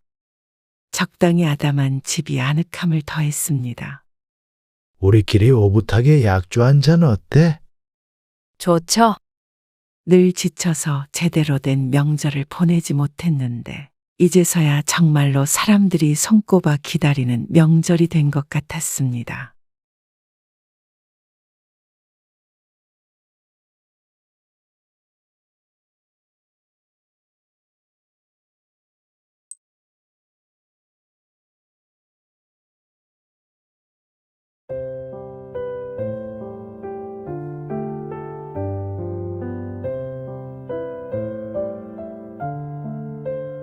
네?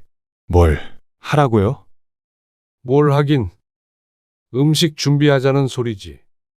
저보고 제사 음식을 준비하라는 말씀이세요. 그래.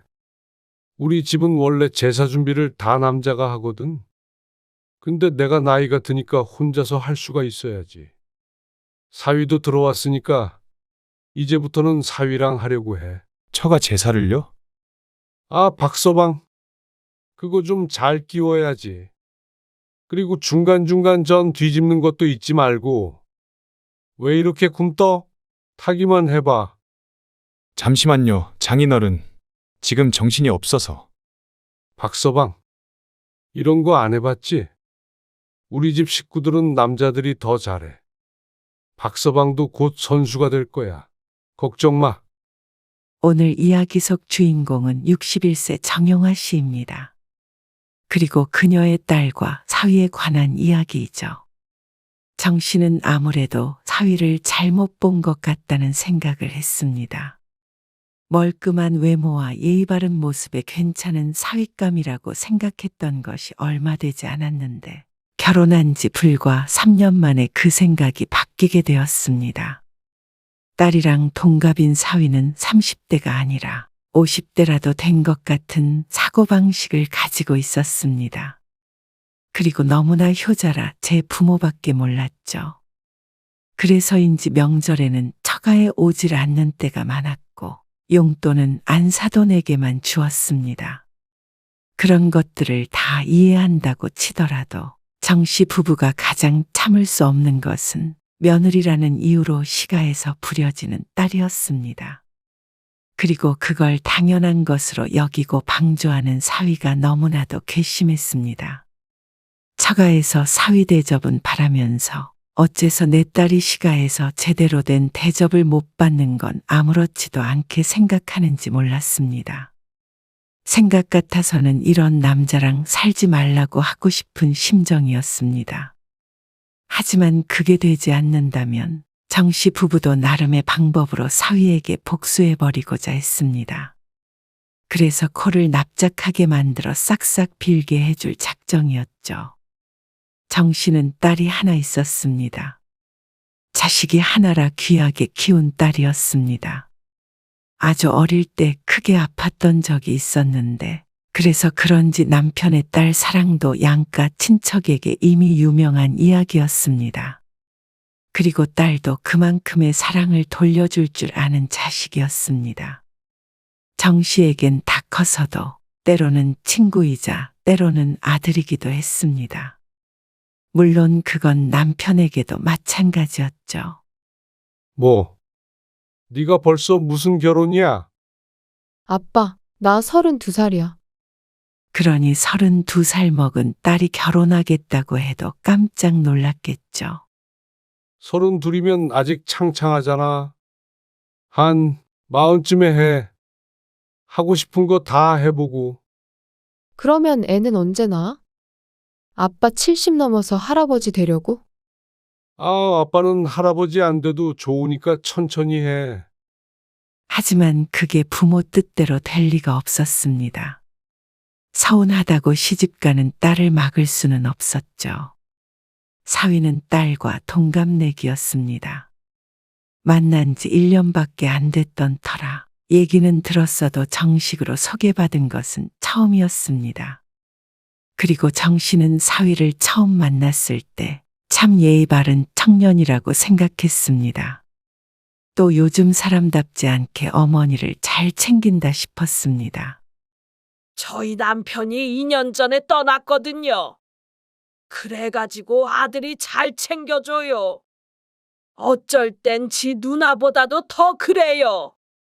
상견례에서 안사돈의 앞접시에 자꾸만 음식을 올려주는 사위가 인상 깊었습니다. 누나가 하나 있었는데 사돈의 말처럼 누나보다도 더 살뜰하게 사돈을 챙겼죠. 그 모습이 보기 좋다고 생각했었습니다. 과거에는 그랬습니다. 하지만 딸과 사위가 결혼하고 난 뒤 시간이 지나면 지날수록 그게 꼭 장점은 아니라는 걸 알게 되었습니다. 예의 바른 모습 속에 젊은 꼰대 같은 모습이 보였고 어머니를 챙기는 효자의 모습 속에는 마마보이 같은 면모가 숨어 있었습니다.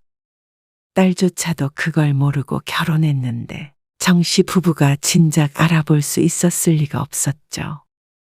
거의 도착했대. 올라오려면 한 10분쯤 걸리겠다. 아이고, 얼른 서둘러야겠네. 뭘 서둘러? 천천히 차리면 되지. 그래도 어수선한 것도 치우고 해야지. 사위 온다고 너무 무리하는 거 아니야? 백년 손님 오는데 신경 좀 써야지. 정 씨는 신혼여행에서 돌아오는 딸 부부를 맞이하기 위해 아침부터 무척 분주했습니다. 발리에 갔다가 전날 돌아왔는데 사돈네에서 하룻밤 묵고 늦은 점심을 먹기 위해 정 씨의 집으로 오는 것이었습니다.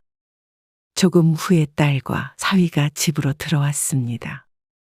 어머 왔니? 고생 많이 했지? 고생은? 놀러 갔다 온 건데. 잘 지내셨어요? 장모님, 장인어른.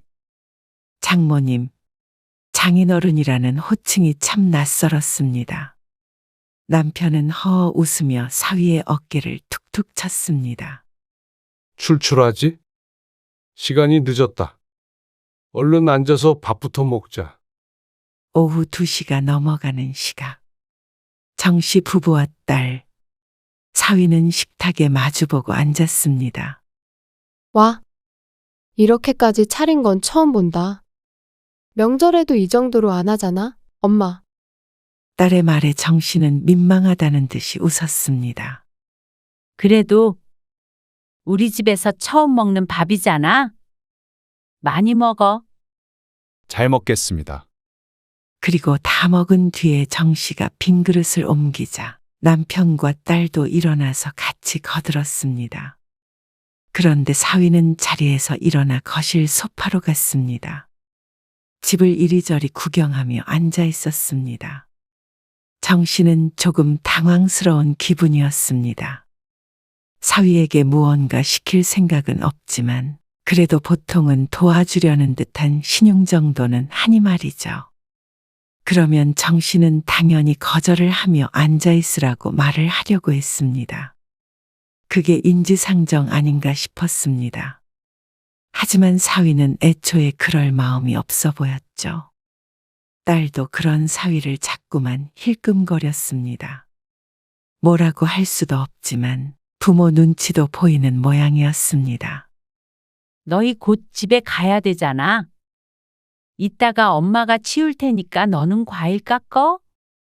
그래서 정씨가 딸에게 과일을 들려주고 거실로 보냈습니다. 그리고 대충 싱크대에 그릇들을 집어넣고 정씨도 남편과 함께 거실로 갔습니다. 자고 가려고 했는데. 에이, 모레 출근하잖아.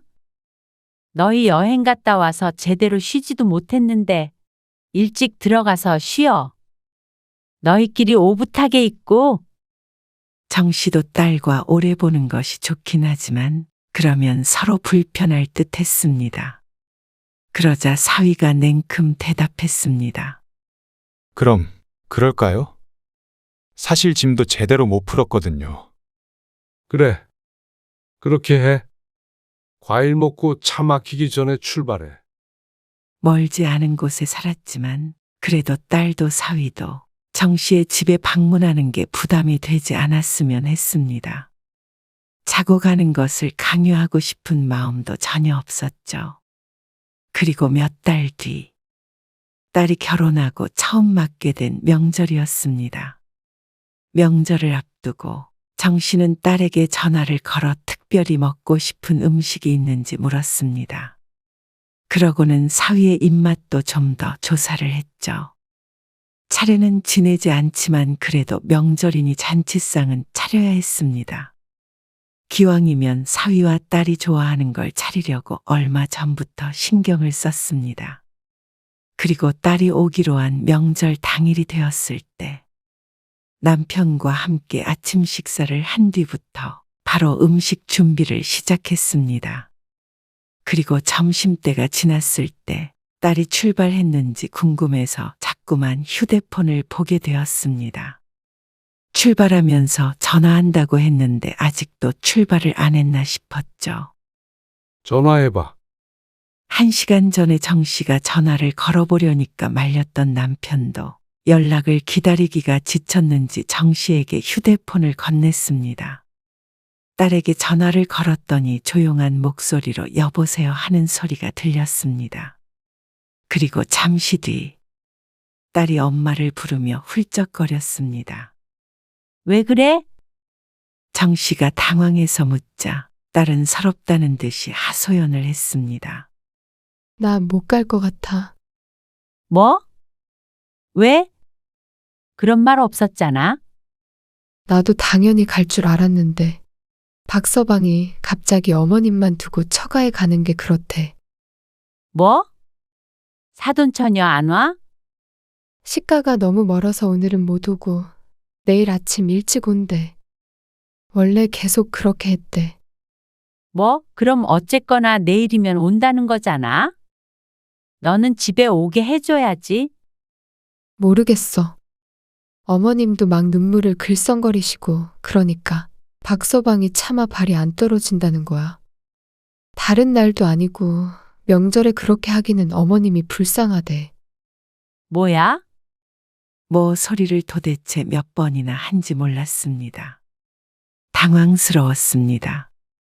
안사돈이 혼자 있어야 하는 것은 맞지만 정 씨의 딸도 외동이라 명절에 오지 않으면 정 씨 부부도 자식 없는 명절을 보내는 것이었습니다. 그리고 사돈네가 딸의 집과 가까이 살아서 자주 보는 편이라고 들었습니다. 그러니 명절 하루 정도는 양보해도 되지 않나 싶었죠. 그럼 너라도 와. 정 씨 부부도 사실 사위가 오면 반갑긴 해도 딸이 더 보고 싶은 것이 사실이었습니다. 하지만 정 씨가 그렇게 말하니 딸은 더 서러워했습니다. 시어머니가 그렇게 슬퍼하는데 어떻게 혼자만 가겠다는 소리를 하냐는 것이었습니다. 딸이 그럴 수 있는 성격이 아닌 것은 정 씨도 알고 있었습니다. 시모 눈치도 보일 것이고 남편 눈치도 보일 것이 뻔했습니다. 정 씨는 너 해주려고 맛있는 거 많이 해놨다는 소리를 차마 하지 못했습니다. 그랬다가는 딸이 더 슬퍼할 것 같았습니다. 그래서 속으로 깊게 한숨을 쉬었습니다. 그리고는 애써 담담하게 딸에게 말했습니다. 사돈이 적응할 시간이 좀 필요하신가 보다. 그러면 이번에는 거기에 좀 더 있어. 우리는 나중에 따로 봐도 되잖아. 다음 주말에 엄마 아빠가 근처로 갈 테니까 밥 한 끼 같이 먹어도 되고. 정 씨 부부 또한 딸을 명절에만 볼 수 있는 것은 아니었습니다. 그래서 괜히 딸이 시모 눈총 받고 사위와 사이가 틀어질까봐 그냥 그렇게 하라고 했습니다. 1시간 거리라 언제든지 만나면 되니 말이죠.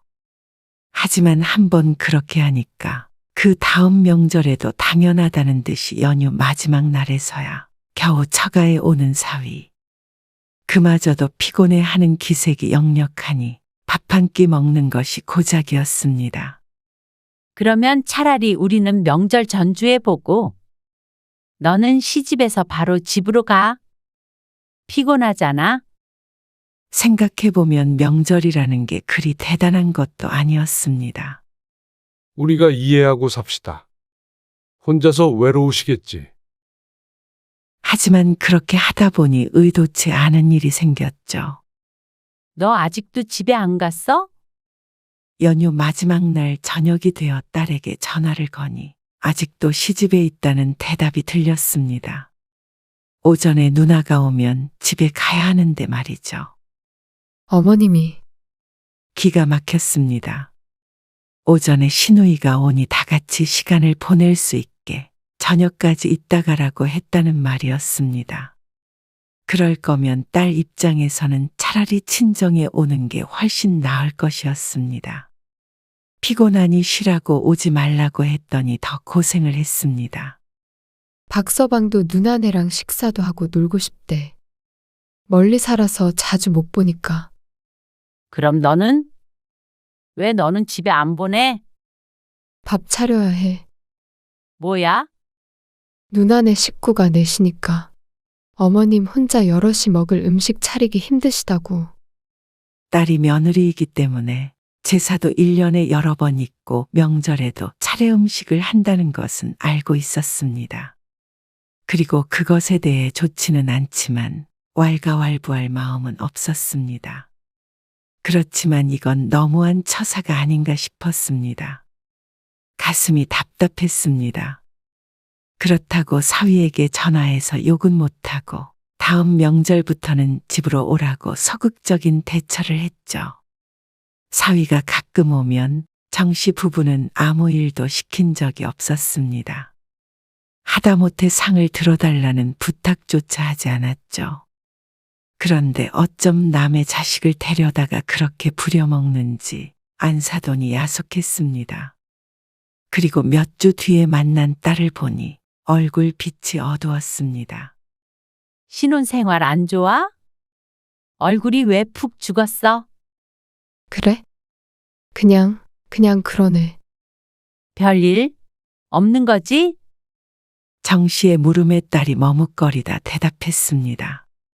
30분 거리의 시집에 사위가 주말마다 가려고 한다는 것이었습니다. 한 달에 한 번도 아니고 어떻게 매주 그러나 싶었습니다. 그래서 지난주에 혼자 가라고 했더니 삐져서. 그러면서 한숨을 쉬는데 정씨도 따라서 한숨이 나왔습니다. 그런데 어쩌겠나 싶기도 했습니다. 그건 부부가 서로 조율을 해나가야 하는 문제라고 생각했습니다. 내 부모라고 생각하기는 힘들겠지만 그래도 배우자의 부모를 안 챙길 수는 없었죠. 딸도 푸념은 그게 다였습니다. 오랜만에 차도 한 잔 마시고 시간을 보내다가 딸은 돌아갔습니다. 그리고 다시 만난 건 2달쯤 뒤였습니다. 지은아, 이번 명절에 할머니 오신대. 정말? 진짜 오랜만에 오시네. 그래? 그러니까 이번에는 아침에 차례 지내고 바로 올 수 있어? 알았어. 박서방한테 말해서 같이 갈게. 그래. 얼마 안 있다가 다시 들어가신다니까 꼭 와. 정씨의 말에 딸이 신이 나서 전화를 끊었습니다. 정씨의 외할머니 이야기였는데 현재 정씨의 큰언니 그리고 막내 동생 가족과 함께 미국에서 거주하고 있었습니다.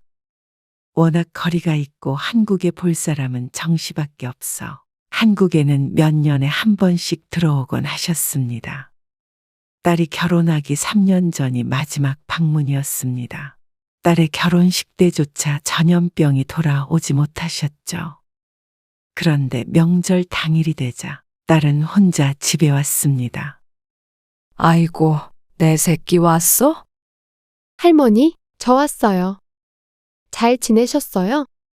딸은 외할머니와 그리고 이모와도 반갑게 인사를 했습니다. 그런데 정씨 부부는 당황할 수밖에 없었습니다. 당연히 사위와 함께 올 것이라고 생각했는데 더 이상 들어오는 사람은 없었습니다. 왜 혼자 왔어? 할머니가 묻자 딸이 일이 있어서 못 왔다고 둘러댔습니다. 하지만 정씨는 왠지 알 것 같았습니다. 역시나 나중에 물어보니 정씨의 집에 오는 일로 둘이 크게 다퉜다고 했습니다. 어머님 불쌍하다고. 하지만 정씨는 울고 있는 내 딸이 더 불쌍해 보였습니다. 이래서 효자 남편이 좋지 않다고 하는구나 싶었습니다. 두 사람 문제로 싸우는 것도 아니고 부모는 제3자인데 왜 제3자 때문에 싸워? 엄마도 어차피 지은이 너 보고 싶은 거지. 사위 얼굴 봐서 뭐하니? 그러니까 울지 말고 서운해하지도 말라고 했습니다. 사위가 안 와도 정씨는 전혀 섭섭하지 않다면서 말이죠. 그때까지만 하더라도 둘이 평화롭게 해결했으면 하는 마음이 컸습니다. 그런데 다 좋았습니다. 사위는 정말 안 와도 상관이 없었습니다. 그런데 내 딸에게 해를 가하는 것은 결코 참을 수가 없었습니다. 딸은 결혼하고 2년째에 임신을 했습니다. 안 그래도 딸 걱정이 태산 같았던 남편은 큰 걱정을 만난 듯 했습니다. 몸에 좋다는 것은 바리바리 싸서 딸의 집으로 붙여주곤 했습니다. 그런데 그것도 다 소용없는 짓이었습니다. 그렇게 해봤자 사도는 김장 때도 임신 초기에 며느리를 데려다가 일을 시켰습니다. 몸이 그렇게 힘든데 좋은 약을 먹는다고 탈이 안 날까요? 무슨 김장을 해? 임신 초기가 더 위험한 거 모르니? 어머님 혼자서 하실 수는 없으니까. 방서방 보고 하라고 하지. 그리고 왜 너는 못하겠다고 말을 못해? 이제 와서 딸의 성격이 답답했습니다. 박서방 옆에 있니? 어서 바꿔봐. 다른 건 참아도 이번 일은 참을 수가 없었습니다. 사위가 생각이 있는지 없는지 몰랐습니다. 그러자 남편이 정씨에게서 휴대폰을 뺏어갔습니다. 박서방, 하려면 자네가 가서 해야지. 왜 지은이한테 김장을 시켜? 정신이 있는 거야. 남편이 언성을 높이자 사위가 변명을 하는 듯 했습니다. 그걸 말이라고 해? 시켜도 말려야 할 판에 임신한 와이프 노동하는데 등 떠미는 남자가 어디 있어. 다시 한번 이런 일 생겼다가는 진짜 가만히 안 있어. 장인이 화를 내는 것을 처음 본 사위가 기가 죽은 듯 뭐라고 했습니다. 연신 사과하는 소리도 언뜻 들렸습니다. 남편은 전화를 끊고도 화가 풀리지 않아 한참을 시근덕댔습니다. 그런데 그 뒤로는 정말로 명절에도 차례 음식을 하지 않았다고 했습니다. 화를 내니 바뀌는구나 싶었죠. 하지만 만삭이 되자 또다시 시집에서 호되게 부려졌다는 딸. 어머님 생신이셔서 생신상 차려드렸어. 그 말을 듣자마자 자세한 스토리를 몰라도 머리가 아파왔습니다. 예정일이 얼마 남지 않아 배가 산만하게 나왔는데 그 몸으로 무슨 생일상을 차렸나 싶었습니다. 미역국이랑 잡채랑 많이는 안 했어. 그냥 몇 가지. 그걸 네가 왜 하니? 박서방이 요리를 못하니까 나보고 좀 해달라고 부탁해서. 이 맹추야, 왜 그러냐? 이번엔 몸이 힘드니 내년에 차려드리겠다고 하지 차라리. 박서방은 어머님이라면 끔찍하니까. 초기가 아니니까 안 위험한 거 아니냐고 그래서. 나도 싸우기 싫어서 그냥 몇 가지 한 거야. 정말 끔찍한 소리였습니다. 제 엄마가 소중한 것은 알겠지만 아내는 소중하지 않은 모양이었습니다. 다른 건 모르겠지만 생일은 좀 넘어가면 안 되나 싶었습니다. 꼭 해야 하는 것도 아니고 하더라도 왜 며느리를 시키는지 도무지 이해가 가지 않았습니다. 반대로 정 씨가 사위를 불러다가 생일상 좀 차려달라고 하면 황당해 할 것이 뻔한데 말이죠. 그리고 그런 상을 받아먹는 안사돈도 제정신이 아닌 것 같았습니다. 다음 날 정 씨의 딸은 조산기가 있어 병원에 입원했습니다. 병원에서 만난 사위는 얼굴이 새파래져 있었습니다. 아마 자신도 이럴 줄은 몰랐던 모양이었습니다. 하지만 그건 변명이 되지 않았습니다. 남편은 거의 멱살을 잡을 기세였습니다. 하지만 더 이상 말도 섞기 싫은지 어깨를 부딪히고는 병실로 들어갔습니다. 정 씨가 사위에게 말했습니다. 자네가 배 그렇게 나와서 음식한다고 생각해봐. 내 생일상 차린다고 생각해보라고. 명절에 부모 얼굴도 제대로 못 보게 하고. 그렇게 고생을 시켜? 자네 부모만 부모야? 지은이 부모인 우리는 부모도 아니야? 그동안 아무 말 안 하니까 우리가 우스워? 정 씨도 처음으로 사위에게 쏘갯말을 했습니다. 그러자 입이 열개라도 할 말이 없는 사위가 사과를 했습니다. 죄송합니다. 장모님. 죄송해서 될 문제는 아니었지만 지금은 딸이 더 중요했습니다. 병실로 들어가 누워있는 딸을 보니 눈물이 날 것 같았습니다. 그리고 2주 뒤, 딸은 37주에 아이를 낳았습니다. 다행히도 아이가 인큐베이터에 들어갈 정도는 아니었지만 그래도 일찍 나오긴 했습니다. 그리고 정 씨 부부는 그게 전부 사위 탓이라고 생각했습니다. 아이를 낳은 뒤에 정 씨 부부가 3주 동안 이용할 산후조리원 비용을 내주었습니다. 푹 쉬고 나왔으면 했습니다. 하지만 몸조리를 마치고 나온 딸은 전처럼 밝아 보이지 않았습니다.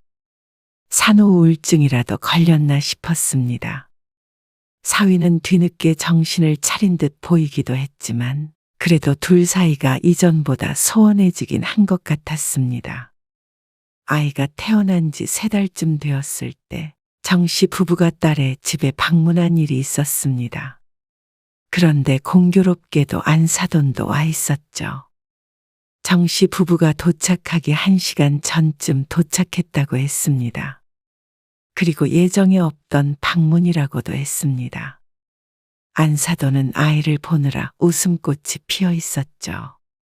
지은아, 애기 손수건 좀 가져와 봐라. 지은아, 분유 좀 타와. 지은아, 기저귀 좀 갖고 와봐. 그런데 쉬지 않고 며느리를 불러대는 안사돈. 어떻게 애 낳은지 얼마 되지도 않은 며느리를 저렇게 불러 제끼는지 몰랐습니다. 사지 멀쩡한 아들이 바로 옆에 있는데도 말이죠. 그리고 정씨 부부가 보는데 그러는 걸 보면 평소에는 더 했을 것이 분명했습니다. 그런데 사위란 놈은 멍청하게 제 엄마를 거들었습니다. 지은아, 기저귀 달래. 지은아, 손수건 어디 있지? 엄마가 가져오래. 뭐 이런 놈이 다 있나 싶었습니다. 딸의 얼굴이 울그락불그락해졌죠. 박서방, 자네가 가지고 와. 왜 몸도 덜 푼 애한테 자꾸 심부름을 시켜? 남편이 한마디 했습니다. 사위에게 하는 말이기도 했고 사돈에게 하는 말이기도 했습니다. 그러자 사위도 뜨끔했는지 빠릿하게 움직였습니다. 자연스레 안사돈의 표정이 거무죽죽해졌죠. 너무나도 꼴보기가 싫었습니다. 그리고 한 달이 채 지나지 않았을 때 딸이 전화해서 또다시 우울한 얘기를 했습니다. 또다시 부부싸움을 했다는 딸. 이유는 용돈이었습니다. 말도 없이 여태껏 한 달에 50만 원씩 용돈 드렸대. 그래서 어제 시댁으로 내가 쫓아냈어. 아이고 두야 하는 소리가 절로 나왔습니다. 참 가지가지 한다 싶었습니다. 처음에 반듯했던 이미지는 어디 갔는지 이제는 사위를 떠올리면 욕이 나왔습니다. 해도 너무한 것 같아. 그래도 요즘엔 어머님한테 가자는 소리 안 하고 제사에도 혼자 가길래 정신 차렸나 싶었어. 제사에 너도 가서 밥만 홀랑 얻어먹고 와. 진짜 그럴까 봐. 뭐하러 그렇게 하자는 대로 다 하고 사니? 너도 네 할 말은 하고 살아. 그래야 병 안 나. 정말 그런 것 같아. 이러다가는 내가 병나겠어. 그리고 얼마 뒤에 딸이 또다시 전화를 해 통쾌한 소식을 전해주었습니다. 제사에 애기 안고 따라가서 아무것도 안 하고 애만 보고 밥만 얻어먹고 일어났다고 했습니다. 설거지 안 하냐고 하셔서 안 한다고 했어. 그러니까 어머님 표정이 박서방은 뭐라 그러는데? 왜 그러냐고 난리지. 차라리 안 쫓아오면 되는 걸 왜 와서 어머님 속을 뒤집어 놓냐고. 딸이 우습다는 듯이 얘기했습니다. 사위가 아무래도 아직 정신을 차리려면 먼 모양이었습니다. 어머님도 뭐라고 하시면서도 내가 안 한다니까 어떻게 어머님이 하셔야지. 나는 그냥 아무것도 모른다는 듯이 행동했어. 눈치 없는 척. 잘했다고 칭찬이라도 해주고 싶었습니다. 그리고 정 씨도 가만히 있을 수가 없었습니다. 내 딸의 정신 건강을 위해서라도 말이죠. 그래서 정 씨와 남편은 제사에 사위를 불렀습니다. 정 씨의 시어머니 제사인데 딸이 결혼한 후에는 딸도 부른 적이 없었습니다. 뭘 하라고요? 장인이 부르니 얼떨결에 딸을 따라온 사위가 남편에게서 바구니를 건네받으며 대꾸했습니다. 뭘 하긴. 음식 준비하자는 소리지. 남편이 대수롭지 않게 사위에게 말하자 사위는 깜짝 놀랐습니다. 저보고 제사 음식을 준비하라는 말씀이세요. 그래. 우리 집은 원래 제사 준비를 다 남자가 하거든. 근데 내가 나이가 드니까 혼자서 할 수가 있어야지. 사위도 들어왔으니까 이제부터는 사위랑 하려고 해. 사실 정 씨 부부가 함께 간소하게 준비하곤 했으니 남편의 말은 전부 거짓말이었습니다. 일부러 장도 잔뜩 봐서 사위를 골탕 먹였습니다. 박서방, 그거 좀 잘 끼워야지. 그리고 중간중간 전 뒤집는 것도 잊지 말고. 왜 이렇게 굼떠? 타기만 해봐. 남편이 으름장을 놓자 사위의 어깨가 펄쩍 뛰었습니다. 박서방, 이런 거 안 해봤지? 우리 집 식구들은 남자들이 더 잘해. 박서방도 곧 선수가 될 거야. 걱정 마마. 실제로 남편은 많이 해보았기에 능숙했습니다. 그러니 사위도 믿을 수밖에 없었죠. 모처럼 정 씨도 손 하나 까딱 안 하니 편했습니다. 이래서 시모들이 며느리를 부려먹는구나 싶었죠. 딸은 옆에서 아이를 보며 웃음을 참고 있었고 사위는 밀가루며 계란물이 여기저기 묻어 꼬리말이 아니었습니다. 전을 부치는 것인지 스스로를 부치는 것인지 알 수 없을 지경이었습니다. 결국 제사가 끝나고 아주 밤늦은 시간이 되어서야 사위는 녹초가 되어 집에 돌아갈 수 있었습니다. 정 씨의 딸이 얼마나 힘들었는지 말이 아니라 몸으로 알았으니 느끼는 바가 있을 것이었습니다. 그리고 남편의 생일이 되었을 때 또다시 사위를 호출했습니다. 박서방, 모레 와야 하는 거 알지? 마침 생일이 주말이네. 너무 잘 됐다. 올 때 미역국 끓일 재료 사와야 해. 잡채도 해야 하고. 그래도 잔치상이니까 갈비 같은 것도 있어야 될 것 같아? 요리 좀 할 줄 아나? 모르면 요즘에 인터넷에 잘 나와 있으니까 미리미리 알아서 와. 네? 장모님, 무슨 말씀이세요? 사위가 장인어른 생일상 차려주라는 말이지. 제가요? 그래. 얼마나 아름다워? 며느리는 시어머니 생일상 차려주고 사위는 장인어른 생일상 차려주고. 그러자 사위가 꿀먹은 벙어리가 되었습니다. 정 씨는 아무것도 모르는 척 밝은 목소리로 전화를 끊었습니다. 그리고 이틀 뒤 사위가 와서 남편의 생일상을 차렸습니다. 지은아, 이것 좀 도와줘. 나 애기 때문에 갈 수가 없네. 지은아, 레시피 뽑아왔잖아. 알아서 해봐. 엄마, 애기 로션 두고 간 거 있지 않아? 아, 맞아. 그래. 잠깐만. 사위는 정 씨에게 도움을 요청할 수도 없고 그렇다고 생일 당사자인 남편에게 물어볼 수도 없었습니다. 혼자서 고군분투하는 게 짠하기도 했습니다. 하지만 그 모습이 사돈 내에서 내 딸 모습이라고 생각하면 쌤통이었습니다. 결과적으로 말하자면 생일상은 엉망진창이었습니다. 솔직히 웃으며 먹을 수 있는 맛은 아니었습니다. 어떻게 끓이면 미역국에서 단맛이 나는지 모르겠고 잡채는 젓가락으로 집으면 뚝뚝 끊어졌죠. 의기소침할 것 없어. 나는 마음에 들어. 내년엔 더 발전하겠지. 남편이 사위의 어깨를 두드리며 격려해 주었습니다. 그러자 사위는 웃지도 울지도 못하게 되었습니다. 그리고 명절이 다가올 때쯤에 정 씨가 사위에게 말했습니다. 앞으로는 명절에 그쪽 먼저 가면 다음엔 여길 먼저 오고 하는 거야. 알겠지? 아, 그건 그게 공평하잖아. 요즘 시대가 어느 때인데 시가부터 가? 번갈아 가면서 와. 아니면 방서방은 박서방 집에 가고 지은이는 우리 집에 오라고 해. 따로따로. 따로요? 사위는 이러지도 저러지도 못하겠다는 듯이 자꾸만 되물었습니다. 그게 싫으면 앞으로 지은이 시집에 데리고 갈 생각 하지 말어. 사위의 한숨 소리만 들려왔습니다. 그런데 명절 전날 사돈에게서 전화가 왔습니다.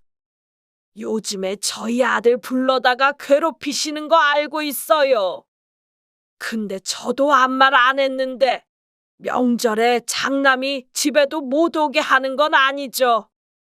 아, 정 씨는 처음으로 받은 사돈의 전화에 당황했지만 그보다도 황당함이 더 컸습니다. 외동딸을 집에도 못 오게 하는 집도 있는데 뭘 이런 거 가지고 전화를 다 하셔요. 뭐라고요?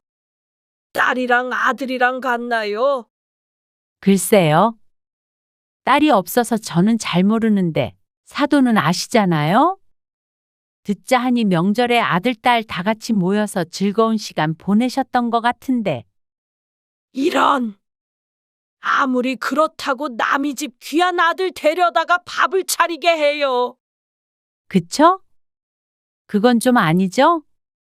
아니죠. 저도 그건 아니라고 생각했어요. 그러니까 남의 집 귀한 딸 데려다가 밥 차리게 하지 마세요. 네? 다음에는 안 참습니다. 사돈! 좋은 말씀 잘 들었습니다. 그러고 전화를 끊었는데 다시 연락이 오진 않았습니다. 그리고 명절이 되자 딸이 혼자서 집에 왔습니다.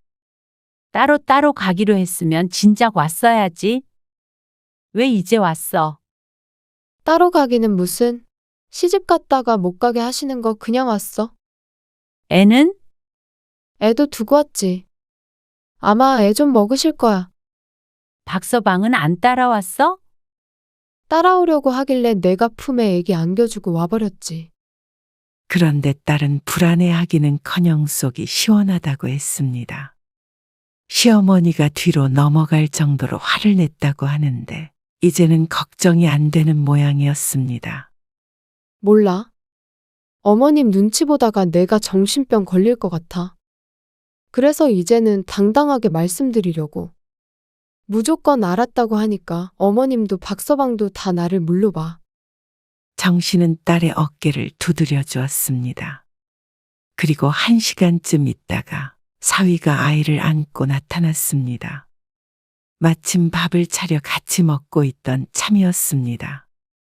사위는 오자마자 고개를 숙여서 사죄를 했습니다. 됐다니까 그러네.